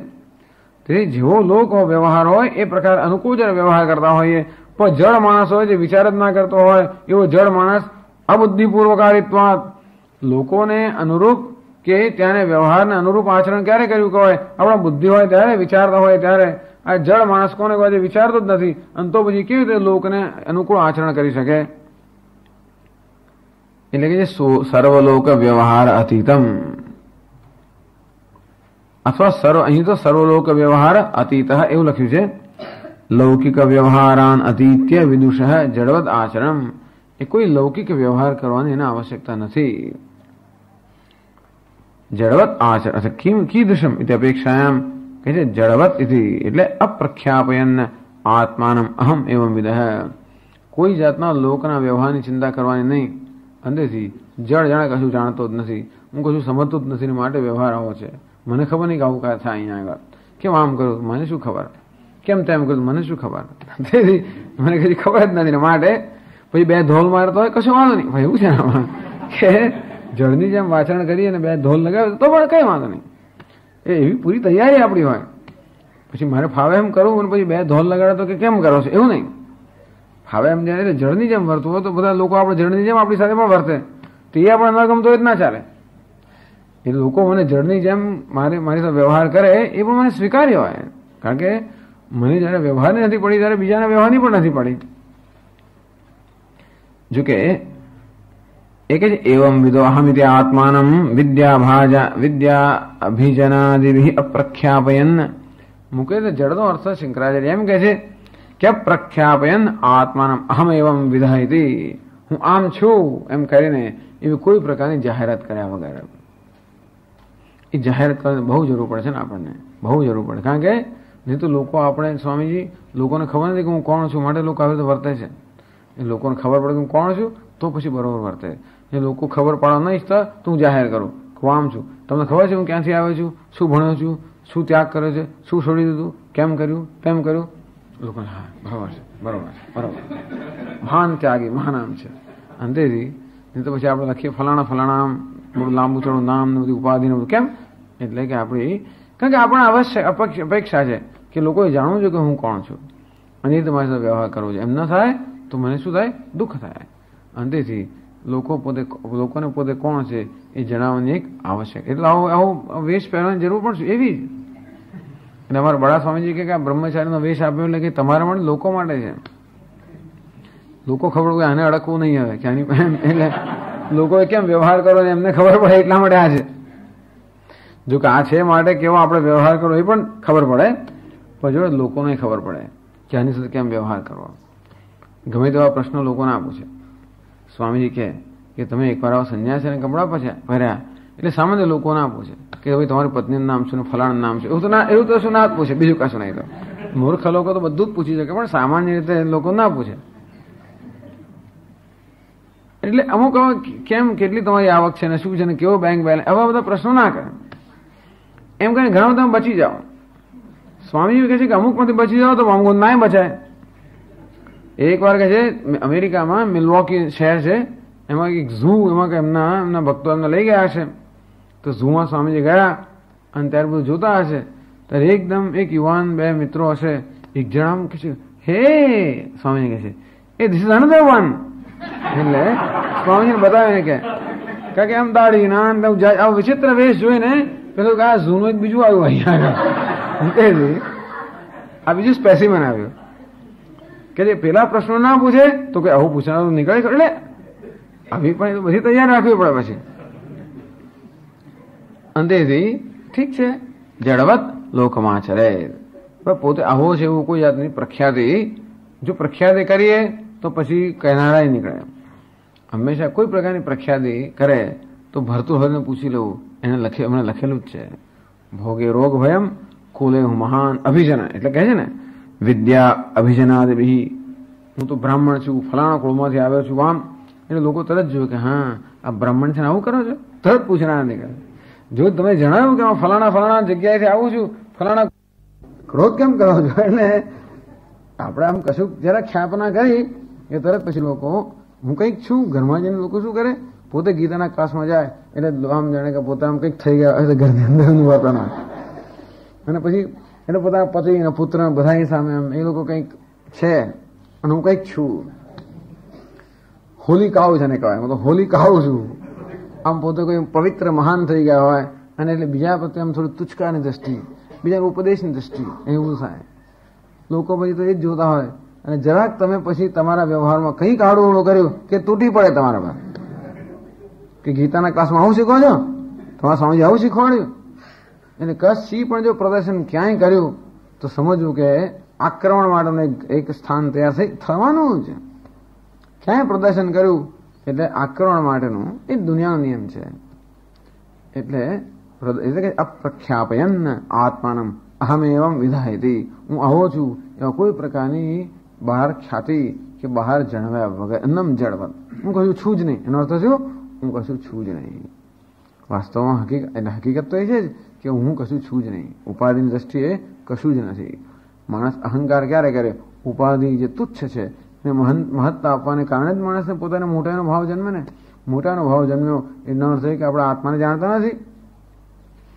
એટલે આ તો એમને જળની જેમ આચરણ કરે પણ આ તો જે સાધક છે ને કહ્યું છે કે જળની જેમ આચરણ કરો અર્થાત બહુ તમારી પ્રખ્યાતિ ના કરશો હું આમ છું ને તેમ છું ને ફલાણું છું ને તેથી ભાઈ રોજ મને પગે લાગો મને આમ કરો આમ કશી ચિંતા ના કરવી જડવત લોકમાચરે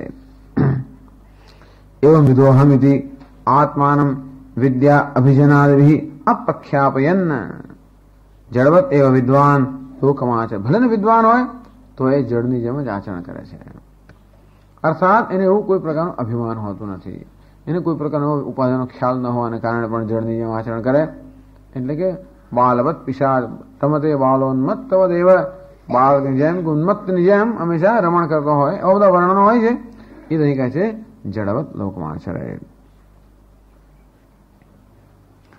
હવે જડવત કહ્યું એટલે પછી તકલીફ હતી નનુ પરાપર દેવયો સ્તુતિપૂર્વક પ્રણામસ્ય શ્રાદ્ધાદિ ક્રિયાયાશ્ચ કર્તવ્યતયા પ્રતિબંધાત કથમ વિદુષ જડવત આચરણમિતિ તત્રાહ પણ જો ભાઈ આ બધા દેવતાઓ જે છે સ્તુતિપૂર્વક એમને સ્તુતિ કરવી જોઈએ દેવતાઓની એમને પ્રણામ કરવા જોઈએ જેટલા મંદિરો આવે બધી જગ્યાએ કંઈ કરવું જોઈએ આ બધું નિયમ છે જેટલા મંદિર આવે એ બધાનો નમસ્કાર કરવા જોઈએ જો નમસ્કાર કરવા જાઓ તો પછી દેવતા નારાજ થઈ જાય ને એ બધું છે કોઈ જગ્યાએ એમ કે તમે જે દેવને પૂછ્યું એનાથી બીજા કોઈ દેવને નમસ્કાર ના થવા જોઈએ જાત જાતના બધા આવા કંઈક આ બધા નિયમો છે પછી શ્રાદ્ધ વગેરે બધી ક્રિયાઓ કરવી જોઈએ જે નિત્ય નૈમિત્તિક કર્મ છે આ બધું કરવું જ જોઈએ ને તો જળને જેમ આચરણ કરીએ તો આ બધું કેમ થાય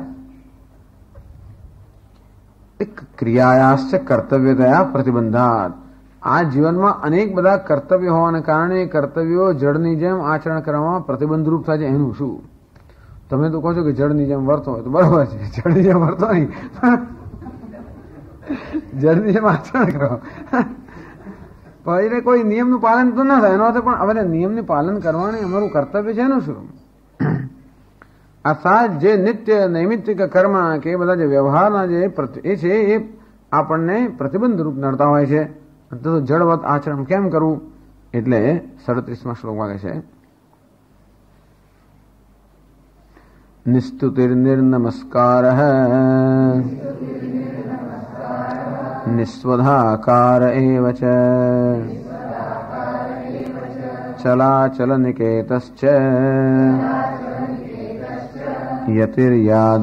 યતિર્યાદૃચ્છિકો ભવેદ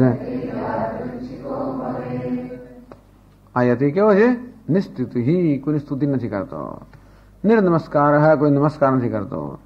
નિસ્વધાકાર, સ્વધા સ્વાહા એમ કરીને કશું હોમ કે કઈ તર્પણ નથી કરતો. કેવો છે? યાદ ચલાચલ નિકેતશ્ચ, એનું મકાન કેવું છે? કઈ જગ્યાએ રહે છે? ચલમાં ને અચલમાં. અચલ એટલે બ્રહ્મ આત્મા, ચલ એટલે કે આ દેહમાં નિવાસ કરે છે, બીજે કશે નિવાસ નથી કરતો. ઘરમાં નિવાસ નથી કરતો, આ દેહમાં નિવાસ કરનારો છે, કે નહીતર એ આત્મા કે બ્રહ્મમાં નિવાસ કરનારો છે. કેવો છે? યતિ, એટલે કે સંન્યાસી અર્થાત પરિવ્રાજક. યાદૃચ્છિકો, હવે એને કહેવાનું છે? યાદૃચ્છિક. શાસ્ત્ર અનનુમત પ્રયત્ન વ્યતિરેક યદૃચ્છા તયા સંતુષ્ટ યાદૃચ્છિક. ટૂંકમાં જે કંઈ પ્રાપ્ત થાય એનાથી સંતોષ રાખવાનું નામ યાદૃચ્છિક. આમ તો શાસ્ત્રમાં જેનું ના કહી છે એવા પ્રયત્ન ન કરવો, અર્થાત શાસ્ત્રમાં જેની સંમતિ આપવામાં આવે છે એ પ્રકારનો પ્રયત્ન કરવો, અને એનાથી જે પ્રાપ્ત થાય નામ યદૃચ્છા. પણ કશો પ્રયત્ન ન કરતો હોવાને કારણે જે પ્રાપ્ત થાય એનાથી સંતોષ માનું નામ યદૃચ્છા. આ પ્રકારનો એ હોવો જોઈએ. એટલે જડવત લોક આચરણ કરવું એટલે શું એ આ શ્લોકમાં સમજાવે છે. કહ્યું કે જડની જેમ લોકમાં આચરણ કરવું એટલે કેવી રીતે આચરણ કરવું, 37મા શ્લોકમાં એની સમજ આપી. તથાપિ જીવતા ક્વાપી સ્થાતવ્યત્વાત આશ્રયમુદ્દિશ્ય પ્રવૃત્તિ આવશ્યકત્વાત કુતો જળ સાદૃશ્યમ. પણ માણસ જીવે ત્યાંથી કશેક તો રહેવું જોઈએ ને એને. અંતેથી આશ્રય ઉદ્દેશ્ય પ્રવૃત્તિ જ્યાં રહેતો હોય આશ્રયને ઉદ્દેશીને પ્રવૃત્તિ રોજ સાંજે ત્યાં પાછો આવે, બીજે ગમે ત્યાં ના આવે. આપણે ક્યાંક રહેતા હોઈએ, જો જીવવું હોય તો ક્યાંક રહેવું પડે. જ્યાં રહેવું હોય તો પછી રહેઠાણને અનુરૂપ આપણું વર્તન હોય. સાંજ પડે તો ક્યાં જઈએ? ત્યાં જઈએ, બીજે કશે તો ના જ જઈએ ને. જ્યાં પણ રહેવાનું હોય તો પછી એ રહેઠાણને અનુરૂપ પ્રવૃત્તિ હોય તો પછી જળવત કે યાદૃચ્છિક પ્રવૃત્તિ કેમ થાય? એટલે કે ચલાચલ નિકેતશ્ચ. આ ક્યાં રહે છે? ચલ એટલે શરીરમાં રહે છે, અચલ એટલે બ્રહ્મમાં રહે છે. અંતેથી એ બીજે કશે રહેતું નથી. ચલમ ચ અચલમ ચ ચલાચલે તે નિકેત યસ્યાશ્રય તથા ચલ અને અચલ જે છે એનું નિકેત એટલે આશ્રય છે. ચલ એટલે શરીર, શંકરાજી સમજાવે છે. અચલ એટલે કે આત્મા. તથાપિ કૌતુન આચ્છાદન અશનપાણાદિ દેહ સ્થિતિ પ્રયોગ અપેક્ષા પ્રવૃત્તિ દ્રવ્યાત. અને છતાંય પણ એની જે મૂળભૂત જરૂરિયાતો હોય, એને થોડા વસ્ત્રો જોઈતા હોય, ભૂખ તરસ સમાવવાની હોય, એની વડે કંઈક તો પ્રવૃત્તિ કરવી જોઈએ ને. અને એ પ્રવૃત્તિ કરો તો પછી જળની જેમ એની તુલ્યતા ના થઈ શકે. એટલે યતિ એટલે શું? જે મળે છે એ ખાઈ લે છે, ભીખમાં એટલે ભિક્ષા માંગે છે. અંતેથી કોઈ પ્રવૃત્તિ કરતો નથી. અને એ વસ્તુ શંકરાચાર્યજી સમજાવે છે ભાષ્યમાં. કયા ચર્યયા લોકમાચરેત ઇત્યાહ. કેવા પ્રકારની ચર્યા એટલે કેવા પ્રકારના આચરણથી લોકમાં વ્યવહાર કરવો જોઈએ એ આ 37મા શ્લોકમાં સમજાવે છે. કે છે ભાષ્યમાં સ્તુતિ નમસ્કારાદિ સર્વકર્મ વર્જિત त्यक्त सर्वबाह्यैषण प्रतिपन्न पारमहंस्य पारिव्राज्य इत्यभिप्रायः. निस्तुति निर्नमस्कार निस्वधाकार स्तुति नमस्कार स्वधा स्वाहा आવું કશું જ કરતો નથી. સ્તુતિ નમસ્કાર આદિ સર્વકર્મ વર્જિત કોઈની સ્તુતિ નથી કરતો. સ્તુતિ કોની કરીએ? જે આપણાથી શ્રેષ્ઠ હોય નહીં. નમસ્કાર કોને કરીએ? આપણે કોઈનાથી નીચે હોય ત્યારે. એ પોતાને કોઈનાથી નીચાઈ માનતું નથી, કોઈને પોતાને ઊંચાઈ માનતું નથી. સમમ સર્વેષુ ભૂતેષુ તિષ્ઠંતમ પરમેશ્વરમ. સર્વભૂતમાં સમાન રીતે વિદ્યમાન પરમેશ્વરના દર્શન કરતો હોવાને કારણે કોઈ સ્તુતિ યોગ્ય પણ નથી, કોઈ નિંદા યોગ્ય પણ નથી. સ્તુતિ નથી કરતો એટલે નિંદા કરે જેવું નહીં. પાછું સ્તુતિ નથી કરતો સમજો કોઈ દાડો, પણ નિંદા કરું એનું એ જ થયું. નમસ્કાર નથી કરતો પણ નમસ્કાર માગણી કરું એ પણ એનું જ થયું. સ્તુતિ નથી કરતો એટલે નિંદા નથી કરતો. નમસ્કાર નથી કરતો એટલે અનાદર પણ નથી કરતો. ઘણા લોકો નમસ્કાર ના કરે પણ અનાદર કરે, એવું પણ નહીં. સ્તુતિ પણ નહીં, નિંદા પણ નહીં, નમસ્કાર પણ નહીં, અનાદર પણ નહીં. સ્તુતિ નમસ્કાર આદિ સર્વકર્મ વર્જિત આમાંની કોઈ આવશ્યકતા ન હોવાને માટે નથી કરતો. કેમ સ્તુતિ નથી કરતો? કેમ નમસ્કાર નથી કરતો? કેમ આહુતિ નથી આપતો? કેમ તર્પણ નથી કરતો? એની કોઈ એ જરૂરિયાત જોતો નથી. કેમ જરૂરિયાત જોતો નથી? કોની સ્તુતિ કરો? પેલા અખંડાનંદજી સ્વામીજી એક મહાત્માનું વર્ણન કરે કે પહેલા દરરોજ જે વૃંદાવનની અંદર બાંકે બિહારીનું દર્શન કરવા રોજ જાય, પછી પછી ઘણા વર્ષો ગયા, બંધ કરી દેતો. एक बार पूछे कि महाराज क्यों हम दर्शन में जता नहीं? अब तक हम गया करते थे, अब वो आके मिलते हैं. અત્યારે હું દર્શન માં જતો, હવે આવે છે.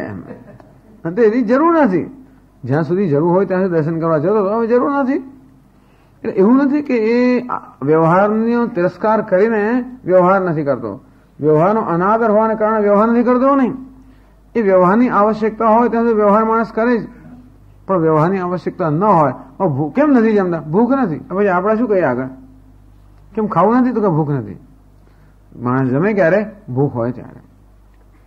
એ કોઈ ભૂખ એની રહી ન હોવાને કારણે એ આ બધો વ્યવહાર નથી કરતો.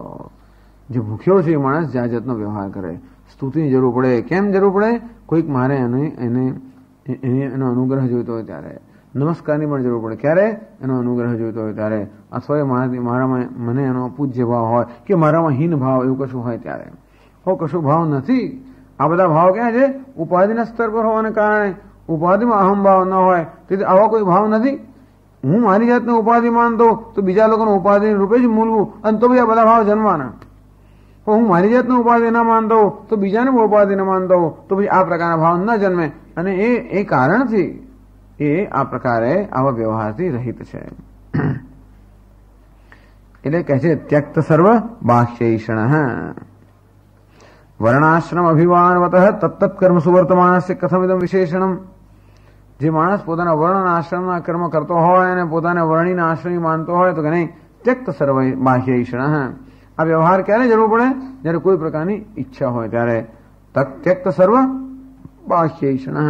સર્વ બાહ્ય વસ્તુઓની ઈચ્છામાંથી જે મુક્ત છે, તે કારણે આ સર્વ વ્યવહારમાંથી મુક્ત છે.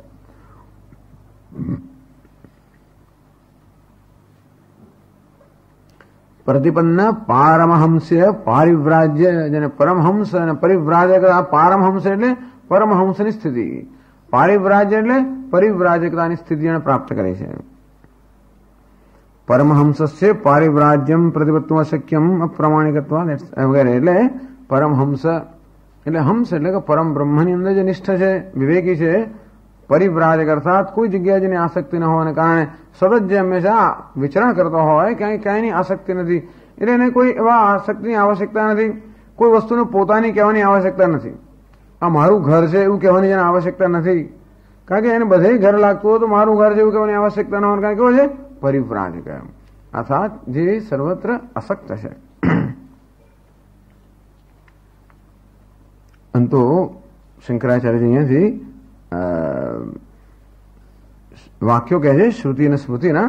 કે છે આગળ એતમ વૈ તમાત્માનં વિદિત્વા ઇત્યાદિ શ્રુતેઃ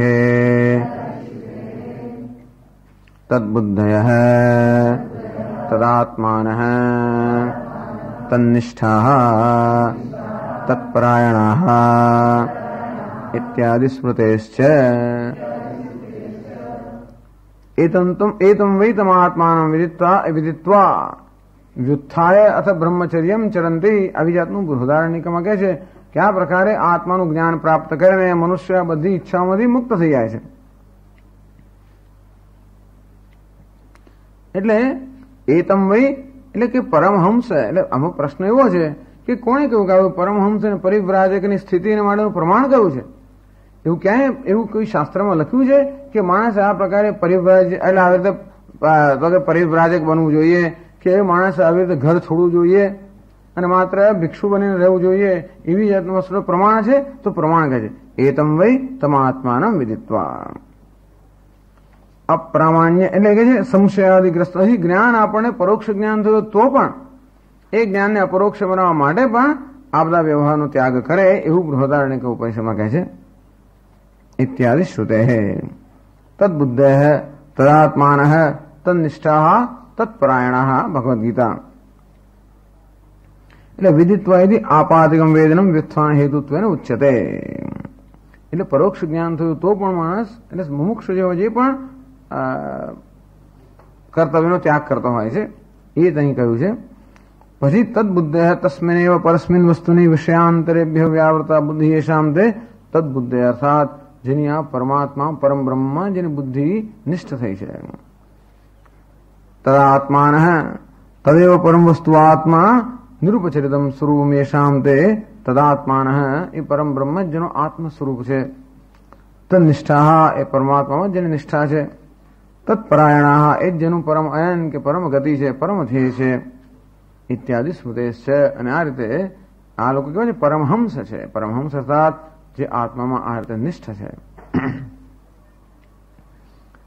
સર્વકર્માણી મનસા સંન્યસ્યાસ્તે સુખમ વશી, આ બધા જે આ છે વાક્યો પણ સંન્યાસનું અનુમોદન કરે છે. અને તેથી સંન્યાસ અને પરિવ્રાજક આ જીવન રીતિને શાસ્ત્ર, શ્રુતિ અને સ્મૃતિ બંનેમાં અનુમોદન છે, એવું કહ્યું એમણે.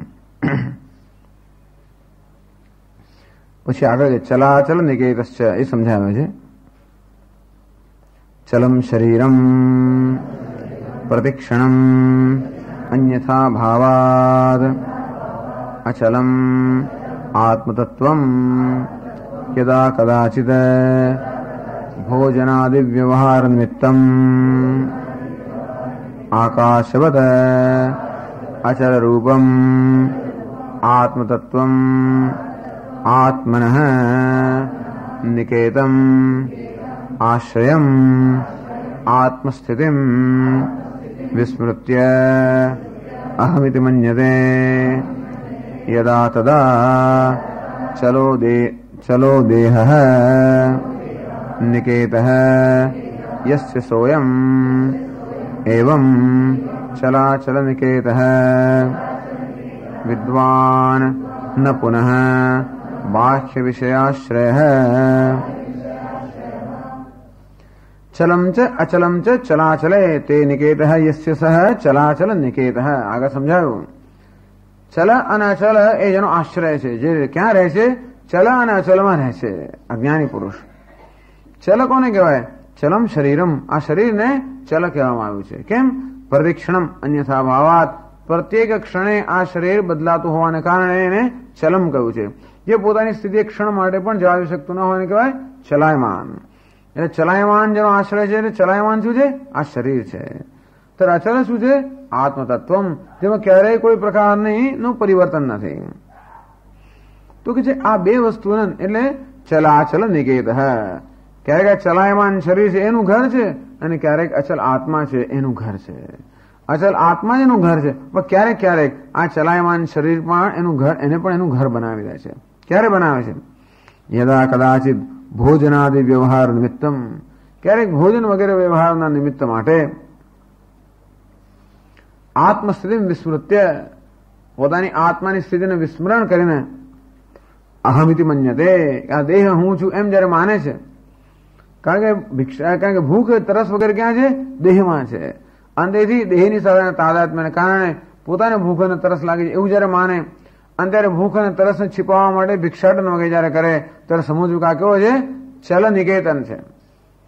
અને એ બધું વ્યવહાર જયારે દેહના અર્થાત દેહની યાત્રા પૂરતો જયારે વ્યવહાર કરવાનો હોય ત્યારે જાણે કે આ દેહમાં નિવાસ કરતો હોય, એ સિવાય શેમાં નિવાસ કરે છે? આત્મામાં નિવાસ કરનાર છે.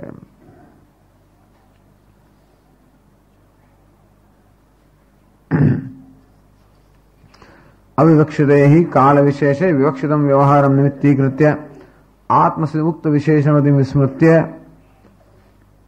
અહંકારમોકાર પરવશોયા વિદ્વાન અવતિષ્ઠતે. અને તેથી આત્મસ્થિતિનો ત્યાગ કરીને અહંકાર મમકારવાન કોઈ પણ પ્રકારનો વ્યવહાર ત્યારે જ થાય જ્ઞાની પુરુષથી, જ્યારે કંઈક અહંકારનો દેશ હોય ત્યારે જ વ્યવહાર થઈ શકે. અર્થાત ઉપાધિમાં અહમ બુદ્ધિ, ભલે બાધિત અહમ બુદ્ધિ હોય, પણ બાધિત અહમ બુદ્ધિ હોય તો જ વ્યવહાર થઈ શકે. અને વિસ્મૃત એટલે તતો વિમુખી ભૂય. તેથી પેલા ત્યાગ થોડો કરીને આ શરીરનું પણ રક્ષણ કરી લે ટૂંકમાં, નહીં તો કશું કરી જ ના શકે. અને તેથી આ શરીરની સ્થિતિ જે છે, શરીરની યાત્રા ચાલુ રહે માટે શરીરને જે ભૂખ અને તરસ છે એના જે ધર્મ એને સંતોષવા માટે થોડો વખત માટે એ પોતાની આત્માની સ્મૃતિ છે એને વિમુખ થઈને જાણી જોઈને આ દેહની અંદર અહંભાવ કરીને આ દેહનું પણ એ પોષણ કરતો હોય છે. આવું કરવું જોઈએ એને, એટલે કે એના દેહને પણ એને દેહની ઉપેક્ષા ન કરવી જોઈએ, માત્ર દેહની સ્થિતિ ચાલુ રહે એટલા પૂરતી પ્રવૃત્તિ કરવી જોઈએ. એટલા પૂરતો જાણે કે આ દેહમાં નિવાસ કરતો હોય, દેહમાં નિવાસ કરતા એટલા પૂરતો આ દેહની અંદર એ તાદાત્મ્ય કરતો હોય છે, બાકી નહીં. આકાશ અચલ રૂપમ આત્મતત્વમ આત્મન નિકેતનમ આશ્રયમ આત્મસ્થિતિ વિસ્મૃતિ. નહીતર તો પોતાનું નિકેતન કયું છે? આત્મા. એટલે આત્મામાં જેને સ્મૃતિ જોડેલી છે એ કેવો છે? આત્મા જ જેનો આશ્રય છે. એ આશ્રયનો ક્યારેક ત્યાગ કરીને એ દેહમાં આશ્રય ગ્રહણ કરતો હોય છે, જેથી દેહની આ જે સ્થિતિ છે એ સ્થિતિ પણ જળવાઈ રહે. સ્વભાવત હતું અચલમાત્મ સ્વરૂપમ એવા અસ્ય નિકેતનમ. એનું સ્વાભાવિક નિકેતન કયું છે? આત્મતત્વ. અસ્વાભાવિક પ્રયત્નપૂર્વક નિકેતન કયું છે? આ દેહ. આ એને પ્રયત્ન કરીને આ દેહની અંદર અહમભાવ સ્થાપીને એનો વ્યવહાર કરવો પડતો હોય છે, જેથી આ દેહની સ્થિતિ જળવાઈ રહે. પછી આગળ કહે છે યતિર યાદૃચ્છિકો ભવેત. કહે છે સચ યાદૃચ્છિકો ભવેત યદુચ્છા પ્રાપ્ત કૌપીન આચ્છાદન ગ્રાસમાત્ર દેહસ્થિતિ ઇત્યર્થ. પણ પશુ દેહમાં અહમભાવ કર્યો અને ભૂખ અને તરસ छिपाવવા માટે પશુ કહે ચલો કાલે લાડવા લઈ આવો, એવું ના કહે. તેથી જયારે દેહની યાત્રા એટલે એટલા પૂરતો વ્યવહાર થાય ત્યારે પણ એ કેવો છે? યાદૃચ્છિકો ભવે. યદૃચ્છા લાભ સંતુષ્ટ દ્વંદ્વાતીતો વિમત્સર સમસિદ્ધાવસિદ્ધૌ ચ કૃત્વાપેન નિબધ્યતે. યદૃચ્છા લાભ સંતુષ્ટ. યદૃચ્છા એટલે ઈશ્વરેચ્છા. ઈશ્વર ઈચ્છાથી જે કઈ લાભ જે કઈ મળે એને સંતુષ્ટ. દ્વંદ્વાતીત સુખ દુઃખ વગેરે દ્વંદ્વથી અતીત. વિમત્સર સર્વમાશ્રયથી અતીત મુક્ત. સમસિદ્ધાવસિદ્ધૌ છે. એ ભિક્ષારૂપી કાર્ય છે એ પણ સિદ્ધ થાય કે ન થાય એમાં પણ એની સમાનતા છે. એવા યતહિ યાદૃચ્છિકો ભવે. યદૃચ્છા પાપ અને કૌપીન આચ્છાદન એટલે કે વસ્ત્ર, ગ્રાસ એટલે કે આ ભોજનના કોળિયા આટલીની જરૂર છે શરીરને પોષણ કરવા માટે, શરીરને ચલાવવા માટે અને શરીરનું રક્ષણ કરવા માટે જે જરૂર છે એવી જરૂર માટે પણ યાદૃચ્છિકો ભવે. એ પણ જે ઈશ્વરની ઈચ્છાથી પ્રાપ્ત થાય એનાથી સંતોષ માનવો છે. એટલે કે પોતાને યેન કેન પ્રકારે પોતાની ભૂખ સંતોષાવી જ જોઈએ અને ગમે તે ખાવાનું ગમે તે કરવું એવું નહીં. ભૂખ સંતોષવા પૂરતી એને તત્પરતા બતાવી, પણ એમાંય પણ પછી જે ઈશ્વર ઈચ્છાથી પ્રાપ્ત થાય એનાથી સંતોષ માને. ઇતિ અર્થ.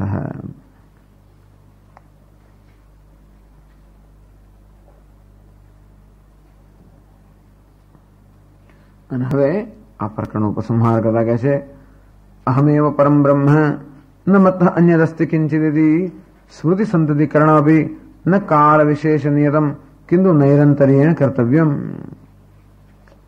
અહમેવ પરમ બ્રહ્મ, હું જ પરમ બ્રહ્મ છું. ન મત અન્યદસ્તિ કિંચિત, મારાથી અન્ય કંઈ છે જ નહીં. આનું નામ પરમ બ્રહ્મ. ઇતિ સ્મૃતિ સંતતિકરણમ પ્રત્યય પ્રવાહ અનુકૂળ પ્રયત્ન. આ પ્રકારનો પ્રત્યય જે પ્રવાહ જે છે એ જાળવી રાખવાનો જે પ્રયત્ન છે જેને નિધિધ્યાસન કહેવામાં આવે છે. ન કાળ વિશેષ નિયતમ, એ પણ અમુક જ સમય કરવું એવું નથી.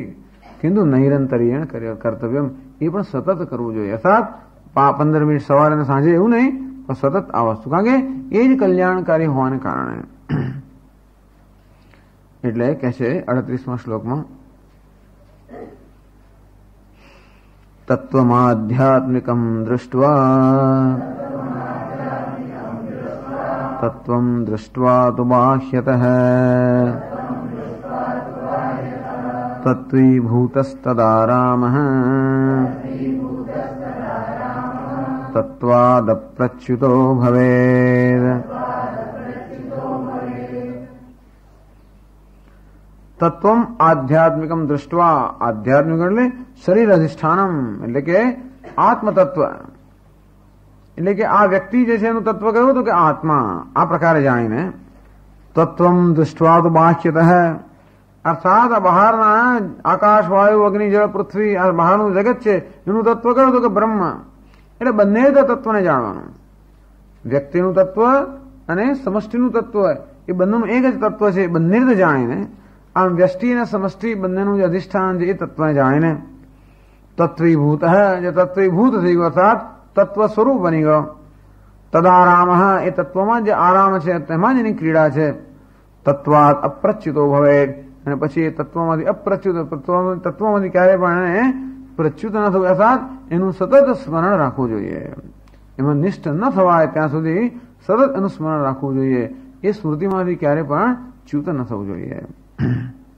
કે છે આનંદગીરી આધ્યાત્મિકમ શરીરાદિ કલ્પિતમ તત્વમ અધિષ્ઠાન માત્ર શરીરાદિ કલ્પિતમ તત્વમ અધિષ્ઠાન એટલે કે આ આધ્યાત્મિક તત્વ એટલે શું? આ શરીર મન દેહરૂપ ઉપાધિ છે એ કલ્પિત છે અને એનું અધિષ્ઠાન જે આત્મા છે અહમ અસ્મિ એ જ માત્ર તત્વ છે. ઇતિ દૃષ્ટવા બાહ્યતઃ દેહાદ બહિરવસ્થિતમ પૃથિવ્યાદિ જે કલ્પિતત્વેન અવસ્તુત્વાદ અધિષ્ઠાન માત્રમેવ અને બહાર જે ક્યાં જળ પૃથ્વી વગેરે તત્વો દેખાય છે પણ વાસ્તવમાં આત્માથી અન્ય કંઈ જ નથી એ પ્રકારે દર્શન કરીને ઇતિ અનુભૂય સ્વયંપી દ્રષ્ટા પરમાર્થ વસ્તુ સ્વભાવ આપન્ન અને એ તત્વ હું જ છું આ પ્રકારે પરમાર્થ વસ્તુ જેને પ્રાપ્ત કરી છે. તત્રીવ આસક્ત ચેતા અને પછી એમાં જ જેનું ચિત્ત આસક્ત છે એવો બનીને એટલે તદારામ તત્વીભૂત તદારામ તત્વીભૂત એટલે શું? આ જે દેહનું તત્વ છે તે આ દેહ કે વ્યક્તિ ઉપાધિ જેના પર કલ્પાયેલી છે તે અને સમષ્ટિ ઉપાધિ પણ જેના પર કલ્પાયેલી છે એ તત્વ જ હું છું એ પ્રકારે એટલે તત્વીભૂત અને એ જ દર્શનમાં આસક્તિ અર્થાત એ જ એમાં જ એના જ સ્મૃતિનું સતત સ્મૃતિકરણ બાહ્ય વ્યાવૃત્ત બુદ્ધિ બીજી બધી વસ્તુમાંથી પોતાની બુદ્ધિને નિવૃત્ત કરીને માત્ર એની અંદર જોડી રાખીને તત્વીભૂત તત્વારા તદારામ તત્વાત અપ્રચ્યુતો ભવેત તત્વે પરમાર્થભૂતે પ્રતિષ્ઠિત તદ્દર્શન નિષ્ઠ સ્યાત અને આ તત્વ દર્શનમાં નિષ્ઠ એને થવું જોઈએ. અથવા તત્વમાંથી ક્યારે પણ પ્રચ્યુતિ થાય તત્વમાંથી વિમુખીકરણ થાય એવું એને ન સ્વીકારી લેવું જોઈએ. એ વસ્તુ ભાષ્યમાં સમજાવે છે શંકરાચાર્યજી આ પુસ્તકમાં 124 પાનું. બાહ્યમ પૃથિવ્યાદિ તત્વમ આધ્યાત્મિકમ ચ દેહાદિ લક્ષણમ રજ્જુ સર્પાદિવત સ્વપ્નમાયાદિવચ્ચ અસત વાચારંભણમ વિકારો નામધેયમ ઇત્યાદિ શ્રુતેઃ આત્મા ચ સબાહ્યાભ્યંતરો ह्यजः અપૂર્વોનંતરો બાહ્યઃ કૃષ્ણઃ આકાશવत् સર્વગતઃ સૂક્ષ્મો ચલો નિર્ગુણો નિષ્કલો નિષ્ક્રિયઃ તત્સત્યમ સ આત્મા તત્વમસી ઇતિ શ્રુતેઃ તત્વમ આધ્યાત્મિકમ દૃષ્ટવા તત્વમ દૃષ્ટવા ચ બાહ્યતઃ બાહ્યમ તત્વમ બહાર તત્વ કયું છે? આ પૃથ્વી આદિ એટલે પંચમહાભૂત અને બનેલું જગત. આધ્યાત્મિક તત્વ કયું છે? દેહાદિ દેહ મન બુદ્ધિ રૂપી ઉપાધિ આ બધું છે કલ્પિત છે.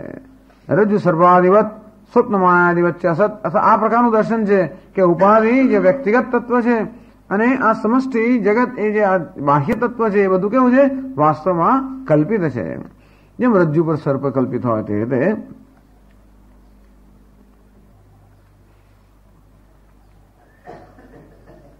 શા બધી કહો છો? વાચારંભણમ વિકારો નામધેયમ આ પ્રકારની દ્રષ્ટિથી જે કે વિકાર છે જ્યાં પરિવર્તન છે એ કેવું છે? એ વાસ્તવમાં છે જ નહીં. કારણ કે જે પરિવર્તન વસ્તુશીલ વસ્તુ છે એનું તત્વ વાસ્તવમાં પરિવર્તન રહિત જ હોવું જોઈએ. અને એક પરિવર્તન રહિત જે તત્વ છે એ જ આ પરિવર્તનશીલ રૂપે ભાસી રહ્યું છે અને માટે એક જ માટી આ ઘડા રૂપે ભાસી રહી હોવાને કારણે ઘડો કેવો છે? કલ્પિત છે, મિથ્યા છે, ત્યાં માટી જ માત્ર છે.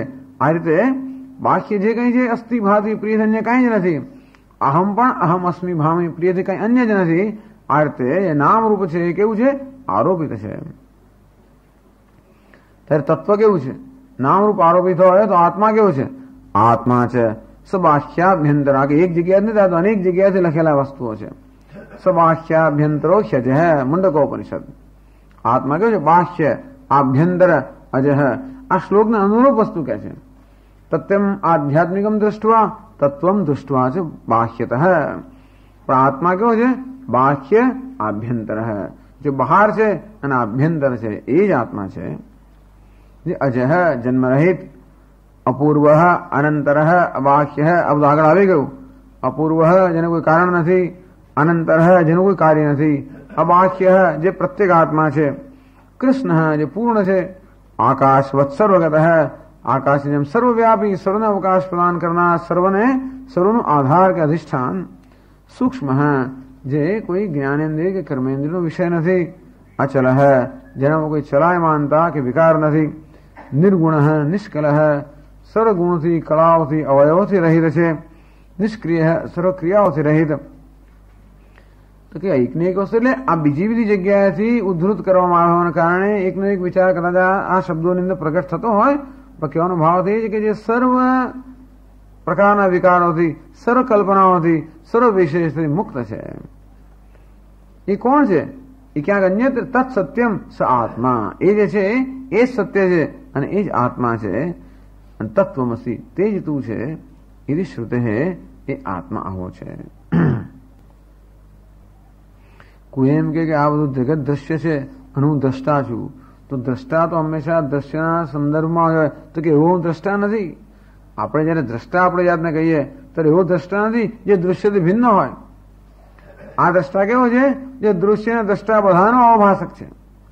ભલે પ્રારંભમાં આપણે આત્માને દ્રષ્ટા કહીએ, દૃશ્યમાંથી આપણી આસક્તિ દૂર કરવા માટે. આમ જગતને બહુ ઘણીવાર એમ થાય છે કે વેદાંતની અંદર, જગતની અંદર, આપણા શાસ્ત્રોમાં જગતને જાણે તિરસ્કારવામાં ના આવ્યું હોય. આ તો જડ છે, આ તો દુઃખનું અનિત્ય છે, દુઃખાત્મક છે, આવું કેમ કે છે? શું નિંદા કરવા માટે? તો કે નહીં, એ જડ છે અને એટલા માટે એ વસ્તુને પ્રેમ કરવાનો અર્થ જડ વસ્તુ હોવાને કારણે તું ગમે તેટલો પ્રેમ કરીશું તો એનો પ્રતિભાવ નહીં મળે. એનો અર્થ જડ કહેવાય. જડ કોને કહેવાય? પ્રતિભાવ જ ના મળે ત્યારે કશું થતું જ ના હોય, જડ કહેવાય. એટલે કે ભાઈ એને પ્રેમ ના કરીશ. ચેતન છે ત્યાં પ્રેમ કર. દુઃખાત્મક કેમ કહે છે? કારણ કે ભલે પ્રારંભમાં સુખ જણાતું હોય પણ ખરેખર એમાં સુખ નથી એમ કહેવા માટે. આ જગતની નિંદા કે જગતમાં ઘૃણા ઉત્પન્ન કરવા નથી કહેવામાં આવતું. એવું કહેવામાં આવતું એવું યોગ્ય છે પણ નહીં. આમ ભલે શાસ્ત્રમાં એમ કહેવામાં આવતું યહી સંસ્પર્શા ભોગા દુઃખ એવું એમ કહેવામાં આવતું હોય, પણ ખરેખર એ વિષયોની નિંદા કરવા માટે નહીં, માત્ર એ વિષયોનું આપણને યથાર્થ દર્શન કરવા માટે. તેથી આ વૈરાગ્ય જગત પ્રત્યે ઘૃણા થવી, કોઈના પ્રત્યે તિરસ્કારની દ્રષ્ટિ જોવું, એટલે એમ કે સ્ત્રી તત્વ એટલે આમ ને પુરુષ તત્વ એટલે ફલાણ એમ કરીને ઘૃણાથી જોવું, આનું નામ વૈરાગ્ય નથી. ક્યાંય ઘૃણા હોય, તિરસ્કાર હોય, દ્વેષ હોય, એનું નામ વૈરાગ્ય નથી. અને ઘૃણા ઉત્પન્ન થાય આ બધી વસ્તુઓથી તો એ વૈરાગ્ય નથી. એક દ્વેષ છે, બીજા કશાકનો રાગ પાછો છે. એટલે માણસ એક જગ્યાએથી ક્યાંકથી ભાગીને બીજી જગ્યાએ જવા માંગતો હોય, આવા પ્રકારનું વૈરાગ્ય નથી. વૈરાગ્ય છે રાગ અને દ્વેષ બંધનો અભાવ. માત્ર રાગ દ્વેષ મુક્ત થવા માટે કદાચ જગતનું આ પ્રકારનું વર્ણન હોય. પણ એટલે પ્રારંભમાં આપણે આત્મા દ્રષ્ટા છે, સાક્ષી છે, એટલે કે આત્મા ચેતન છે, જળ નથી એમ કહેવામાં આવે. પણ પછી જળ જો ચેતન છે, ચેતન જો જળનો વિરુદ્ધ હોય એવો આત્મા હોય તો પછી વળી આત્મા મર્યાદિત છે. આ દ્રષ્ટા કેવો છે? જે દૃશ્યથી વિરુદ્ધ નથી. આ બલ્બનો પ્રકાશ કેવો છે? તો કે પેલા અંધકારથી વિરુદ્ધ છે. પણ વીજળી કેવી છે? જે પ્રકાશ અને અંધકાર બંનેની અવિરોધી છે. એટલે આત્મા કેવો દ્રષ્ટા છે? જે દૃશ્યનો વિરોધી નથી, દૃશ્યથી અન્ય નથી. ભવતુ પરસ્યાત્મન તત આગમવચનાદ વચન નિર્દેશાદ ઉક્ત લક્ષત્વમ તથાપી દ્રષ્ટુ આત્મન યથોક્ત સ્વરૂપ. આત્મા ભલે ને ગમે તે હોય, મારું શું? તો કે સત્યમ તત્વમસી, એ જ તું છે. અંતેથી આત્મા એટલે કહ્યું તત્વમ આધ્યાત્મિકમ દૃષ્ટવા તત્વમ દૃષ્ટવા તો બાહ્યતઃ. જે કે બહાર છે, જે આધ્યાત્મિક છે, નું આ જ તત્વ છે એ પ્રકાર દર્શન કરીને પછી કહે છે તત્વીભૂત તદારામ તત્વાત અપ્રચ્યુતો ભવે. એ આગળ સમજાવે છે. ઇતિ એવમ તત્વમ દૃષ્ટવા તત્વીભૂત તદારામ ન બાહ્યરમણ યથા અતત્વદર્શી કશ્ચિદ ચિત્તમ આત્મત્વેન પ્રતિપન્નશ્ચિત્તઃ प्रतिपन्नः चित्तचलनम् अनुचलितम् आत्मानं मन्यमानः तत्त्वाच्चलितम् देहादिभूतम् आत्मानं कदाचित् मन्यते प्रच्युतोऽहम् आत्मतत्त्वात् इदानीमिति समाहिते तु मनसि कदाचित् तत्त्वभूतम् प्रसन्नात्मानं मन्यते इदानीमस्मि तत्त्वीभूत इति न तथा आत्मविद् भवेत्। तत्त्वीभूत है तत्व स्वरूप बन जाए तो समझ इति एवं तत्वं दृष्ट्वा आ प्रकारे तत्व એટલે આત્મા જેનું વર્ણન કરવાનું ઉત્સબાહ્યાભ્યંતરો એ જે અનંતઃ પરઃ અનપરઃ વગેરે તો એવं इति एवं तत्वं दृष्ट्वा तत्त्वीभूत है आ प्रकारे तत्त्वीभूत કારણ કે આત્મ તત્વ હોવાને કારણે એ તત્વમય કે તત્વ સ્વરૂપ બની ગયો તદારામ અને એમાં જ પછી એ રમણ કરે છે ન બાહ્ય રમણ એ બહારની કોઈ વસ્તુમાં રમણ કરતો નથી તો વ્યતિરેક સમજાવે છે आत्मारामत्वं कथमिति आशंक्य बाह्य विषयासक्तिं त्यक्त्वा प्रत्येगात्मनेव परितृप्तत्वात् बहाરની આસક્તિનો ત્યાગ કરીને પ્રત્યેગાત્મામાં જેની પરિતૃપ્તિ છે ન બાહ્ય રમણ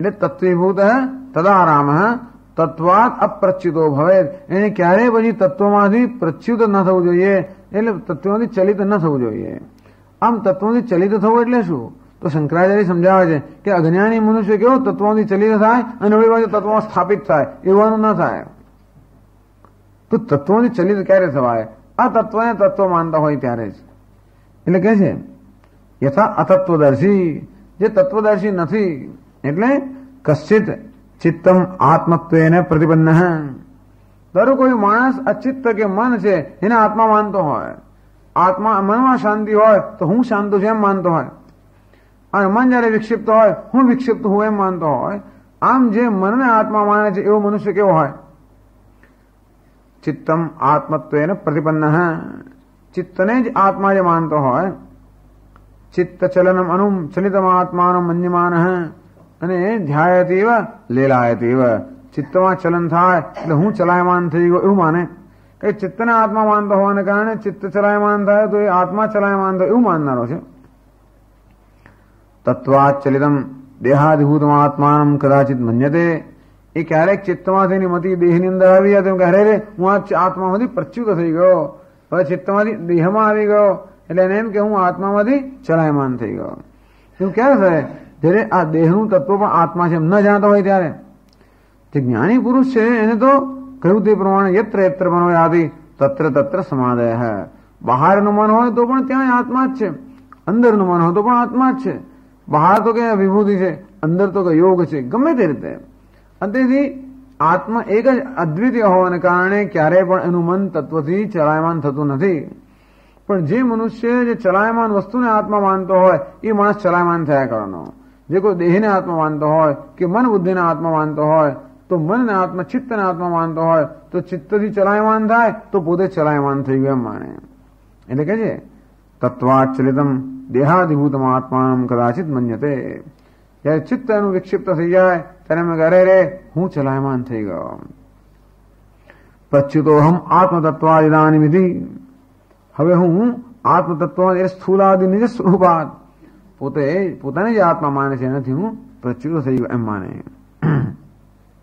કોઈ દેહને આત્મા માનતો હોય તો ધારો કે માદો પડે તો ક્યારે રે હું તો ગયો ક્યાં ગયો એટલે વજન 140 હોય ને પછી 120 વજન થઈ જાય તો કે ગયો હું કેવો થઈ ગયો કૃશ થઈ ગયો આમ પોતે દેહને આત્મા માનતો હોવાને કારણે દેહની સ્થિતિમાં કઈ ગડબડ થઈ તો મારી સ્થિતિમાં ગડબડ થઈ એમ માને અને આ રીતે જે ચલાયમાન તત્વના આત્મા માને એ માણસ જ ચલિત થઈ શકે પણ ચલાયમાનનું પણ જે અધિષ્ઠાન છે એની જે આત્મતત્વ જાણતો હોય એ ચલાયમાન ન થાય એ રીતે આવું દ્રષ્ટાંત આપે છે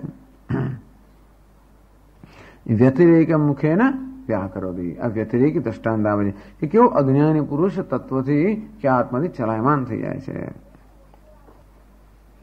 અને સમાહિતેદ મનસી, અને પછી એનું મન જયારે કોઈ કારણસર એકદમ સમાહિત થઈ જાય, શાંત થઈ જાય, તો હા બસ હવે હું આત્મનિષ્ઠ છું એમ માને. એ મનની સ્થિતિને આત્મા માનતો હોવાને કારણે મન એ સમાહિત એકાગ્ર થઈ જાય તો કે હું આત્મામાં નિષ્ઠ છું. મન વિક્ષિપ્ત થઈ જાય તો કે આત્મામાંથી હું પ્રચલિત થયો, કારણ કે મનને આત્મા માને છે અને તેથી એ આત્મતત્વને ચલાયમાન થઈ શકે. અજ્ઞાની પુરુષ કદાચિત તત્વભૂતમ પ્રસન્નમાત્માનમ મન્યતે ઇદાનીમસ્મિ તત્વીભૂત ઇતિ. હવે હું તત્વીભૂત બની ગયો, હું બ્રહ્મીભૂત બની ગયો. ન તથા આત્મવિદ ભવે, પરંતુ આત્મવિદ જે છે એ ક્યારે અભિત નથી થતો કે હું તત્વમાંથી, કારણ કે એ સર્વને તત્વરૂપી જોતો હોવાને કારણે ક્યારે તત્વમાંથી પ્રચલિત થતો નથી. એ જ કહે છે કેમ આત્મનઃ એકરૂપત્વાદ સ્વરૂપ પ્રચ્યવન અસંભવાચ. આત્મા એક રૂપ છે, એમાં ક્યારેય પ્રચલન થતું ન હોવાને કારણે આત્મામાં જે નિષ્ઠ છે, વાસ્તવિક તત્વમાં નિષ્ઠ છે, એ ક્યારે પણ પોતાના સ્વરૂપમાંથી પ્રચ્યુત થતો નથી. સદી સ્વરૂપે સ્વરૂપાત પ્રચ્યુતે અપ્રસક્તત્વાત. અને ભાઈ આત્માવાળું સ્વરૂપ જ છે તો ભાઈ સ્વરૂપમાંથી વળી પ્રચ્યુત થવાનો પ્રસંગ જ ક્યાં આવે છે કે તમે કહો છો કે ક્યારે આત્મામાંથી પ્રચ્યુત ન થવું જોઈએ. એટલે કહે છે આગળ સદૈવ બ્રહ્માસ્મિ યદિ અપ્રચ્યુતો ભવેદ તત્વાત સદા અપ્રચ્યુત આત્મદર્શનો ભવેદ इति अभिप्रायः. सदैव ब्रह्मास्मि अप्रच्युतो भवेत् तत्वात्. હું બ્રહ્મ છું એ પ્રકારે, એટલે કે સદા અપ્રચ્યુત આત્મતત્વ દર્શનો ભવેત. સદા આત્મા જે અપ્રચ્યુત છે એના દર્શનમાં જ નિષ્ઠ રહેવાનો અને એમાં જ રહેવાનો પ્રયત્ન એને કરવો જોઈએ. તો એમાં નિષ્ઠ બનવું જોઈએ. ત્યાં સુધી આ સ્મૃતિની સદંતિ સદ જાળવી રાખવી જોઈએ. પણ કોણે કહ્યું કે આત્મતત્વ એક જ છે? આટલા અનેક તો બધા દેખાય છે, આત્મતત્વ એક છે એવું ક્યાંથી કહ્યું? એટલે આગળ બતાવે છે શુનિચૈવ સ્વપાકે છે સમમ સર્વેષુ ભૂતેષુ ઇત્યાદિ સ્મૃતે. એટલે શુનિચૈવ સ્વપાકે, વિદ્યા વિનય સંપન્ને બ્રાહ્મણે, એટલે કોઈને બ્રાહ્મણમાં તો આત્મા હોય, ગવી ગાયમાં આત્મા હોય, કઈમાં પૂજ્ય છે. અરે કદાચ હાથીમાં પણ હોય, તો કૂતરામાં સ્વામી એ બહુ મુશ્કેલ છે. આ જોઈને અસ્થિ ભાતી પર બહુ મુશ્કેલ છે, કૂતરામાં મુશ્કેલ છે. સુની ચાઈ સ્વપાકે, એનાથી ખરાબ પેલો ચંડા. એટલે પણ એમાં પણ પંડિતા સમદર્શિન, એટલે સમદર્શિન સદા એક રૂપ વસ્તુદર્શિન એવ પંડિતા ન અન્ય તથા ઇત્યર્થ. આમ દરેક વસ્તુમાં જે એક તત્વના દર્શન કરનાર છે એ જ પંડિતો છે, બીજા નથી. મંદિરથી કૂતરાને જોયો તો આત્માથી પ્રચ્યુત ના થાય, કે હાથીને જોયો તો પણ ના થાય, કે વૃક્ષને જોયો તો પણ ના થાય, કશાયને જોયો તો ના થાય. કારણ કે એટલે આટલી બધી વિભૂતાના દર્શન કર્યા. કાલઃ કલયતામ અસ્મિ, કાને જોતો એ ના થાય. મૃત્યુ સર્વહરસ્યાહમ, સર્વહર મૃત્યુને જોતો એ ના થાય. આ આત્મા રૂપ લઈને આવ્યો. અંતેથી ક્યારેય પણ એ આત્મતત્વથી કે આવી વિભૂતિ છે ને, આત્માની વિભૂતિ, આત્માનો જ વિસ્તાર હોવાને કારણે એ એના દર્શન કરવા ત્યારે આત્મતત્વમાંથી પ્રચ્યુત થતો નથી. તેવ પંડિતા ન અન્ય, એ લોકો જ પંડિત કહેવાય, અન્ય નહીં. સ્વરૂપ અપ્રચ્યવને છે સ્મૃતિમ દર્શયતી, અને સ્વરૂપમાં પ્રચ્યવન નથી થતું એ માટે ગીતાનું વાક્ય કહ્યું સમમ સર્વેષુ ભૂતેષુ ઇત્યાદિ સ્મૃતે. સર્વેષુ ભૂતેષુ સમમ, પ્રાણી માત્રમાં કે પદાર્થ માત્રમાં જે સમાન રૂપે અવસ્થિત છે. પણ પદાર્થો તો બધા કેવા છે? વિનાશશીલ છે. વિનશ્યત્સુ અવિનશ્યંતમ ઇતિ સ્વરૂપ અપ્રચ્યવનમ, અર્થાત નામરૂપ કે ઉપાધિમાં ભલે વિનાશ થતો હોય, સતત પરિવર્તન થતું હોય, છતાં પણ જે સર્વ અવિનશ્યંતમ, જે પોતે કેવું છે? અવિનાશી છે. ઇત્યાદિ સ્મૃતિ. આત્મતત્વ કેવું છે? જે ક્યારેય પણ પ્રચ્યુત થતું નથી, ગમે તે ઉપાધિમાં હોય. સમોહમ સર્વભૂતેષુ ન મે દ્વેષ્યોસ્તિ ન પ્રિય. પ્રાણી માત્રમાં હું સમાન છું, મને ક્યાંય પક્ષપાત નથી. જે કોઈ હોય એને હું સમાન રીતે સત્તા અને સ્ફૂર્તિ પ્રદાન કરું છું, કોઈ વધતું ઓછું નહીં. અંદરથી એક જ ઈશ્વર સર્વત્ર સમાન રીતે રહ્યો છે, એ જ આત્મા છે, એનું જેને જ્ઞાન છે એ ક્યારેય તત્વમાંથી ચલાયમાન થતો નથી. તેથી આ પ્રકારનું જ્ઞાન ન થાય ત્યાં સુધી સતત એ આત્મસ્મૃતિનું સંતાન એટલે કે એ સતત સ્મૃતિનો પ્રવાહ જે છે એ ચાલુ રાખવાનો પ્રયત્ન કરવો જ જોઈએ. અને જેને આવી રીતે નિષ્ઠા છે એ ક્યારેય પછી એમાંથી ચલાયમાન થતો નથી. ઇતિ અને આ રીતે ગૌડપાદીય કારિકાસુ વૈતથ્યાખ્યમ દ્વિતીયમ પ્રકરણ. આ રીતે ગૌડપાદ કારિકામાં વૈતથ્ય નામનું આ બીજું પ્રકરણ છે એ સમાપ્ત થયું. શાંકર ભાષ્ય સમાપ્ત થયું અને આનંદગીરી ટીકા પણ સમાપ્ત થઈ. બધી વસ્તુઓ જો ટિપ્પણી સમાપ્ત થઈ. પ્રજ્ઞાનામ સુપ્રપાને સ્થિરચર નિકર વ્યાપિર્વ્યાપ્ય લોકાન ભુક્ત્વા ભોગાન સ્તવિષ્ઠાન પુનરપી ધિષણોત ભાસિતાન કામજન્યાન પીત્વા સર્વાન વિશેષાન સ્વપિતિ મધુરભું માયયા ભોજયન્નઃ માયા સંખ્યાતુરીયમ પરમમૃતમજમ બ્રહ્મ યત્તન્નતોસ્મિ યો વિશ્વાત્મા વિધિજ વિષયાન પ્રાશ્ય ભોગાન સ્તવિષ્ઠાન પશ્ચાચ્ચાન્યાન સ્વમતિ વિભવાન જ્યોતિષા સ્વેન સૂક્ષ્મા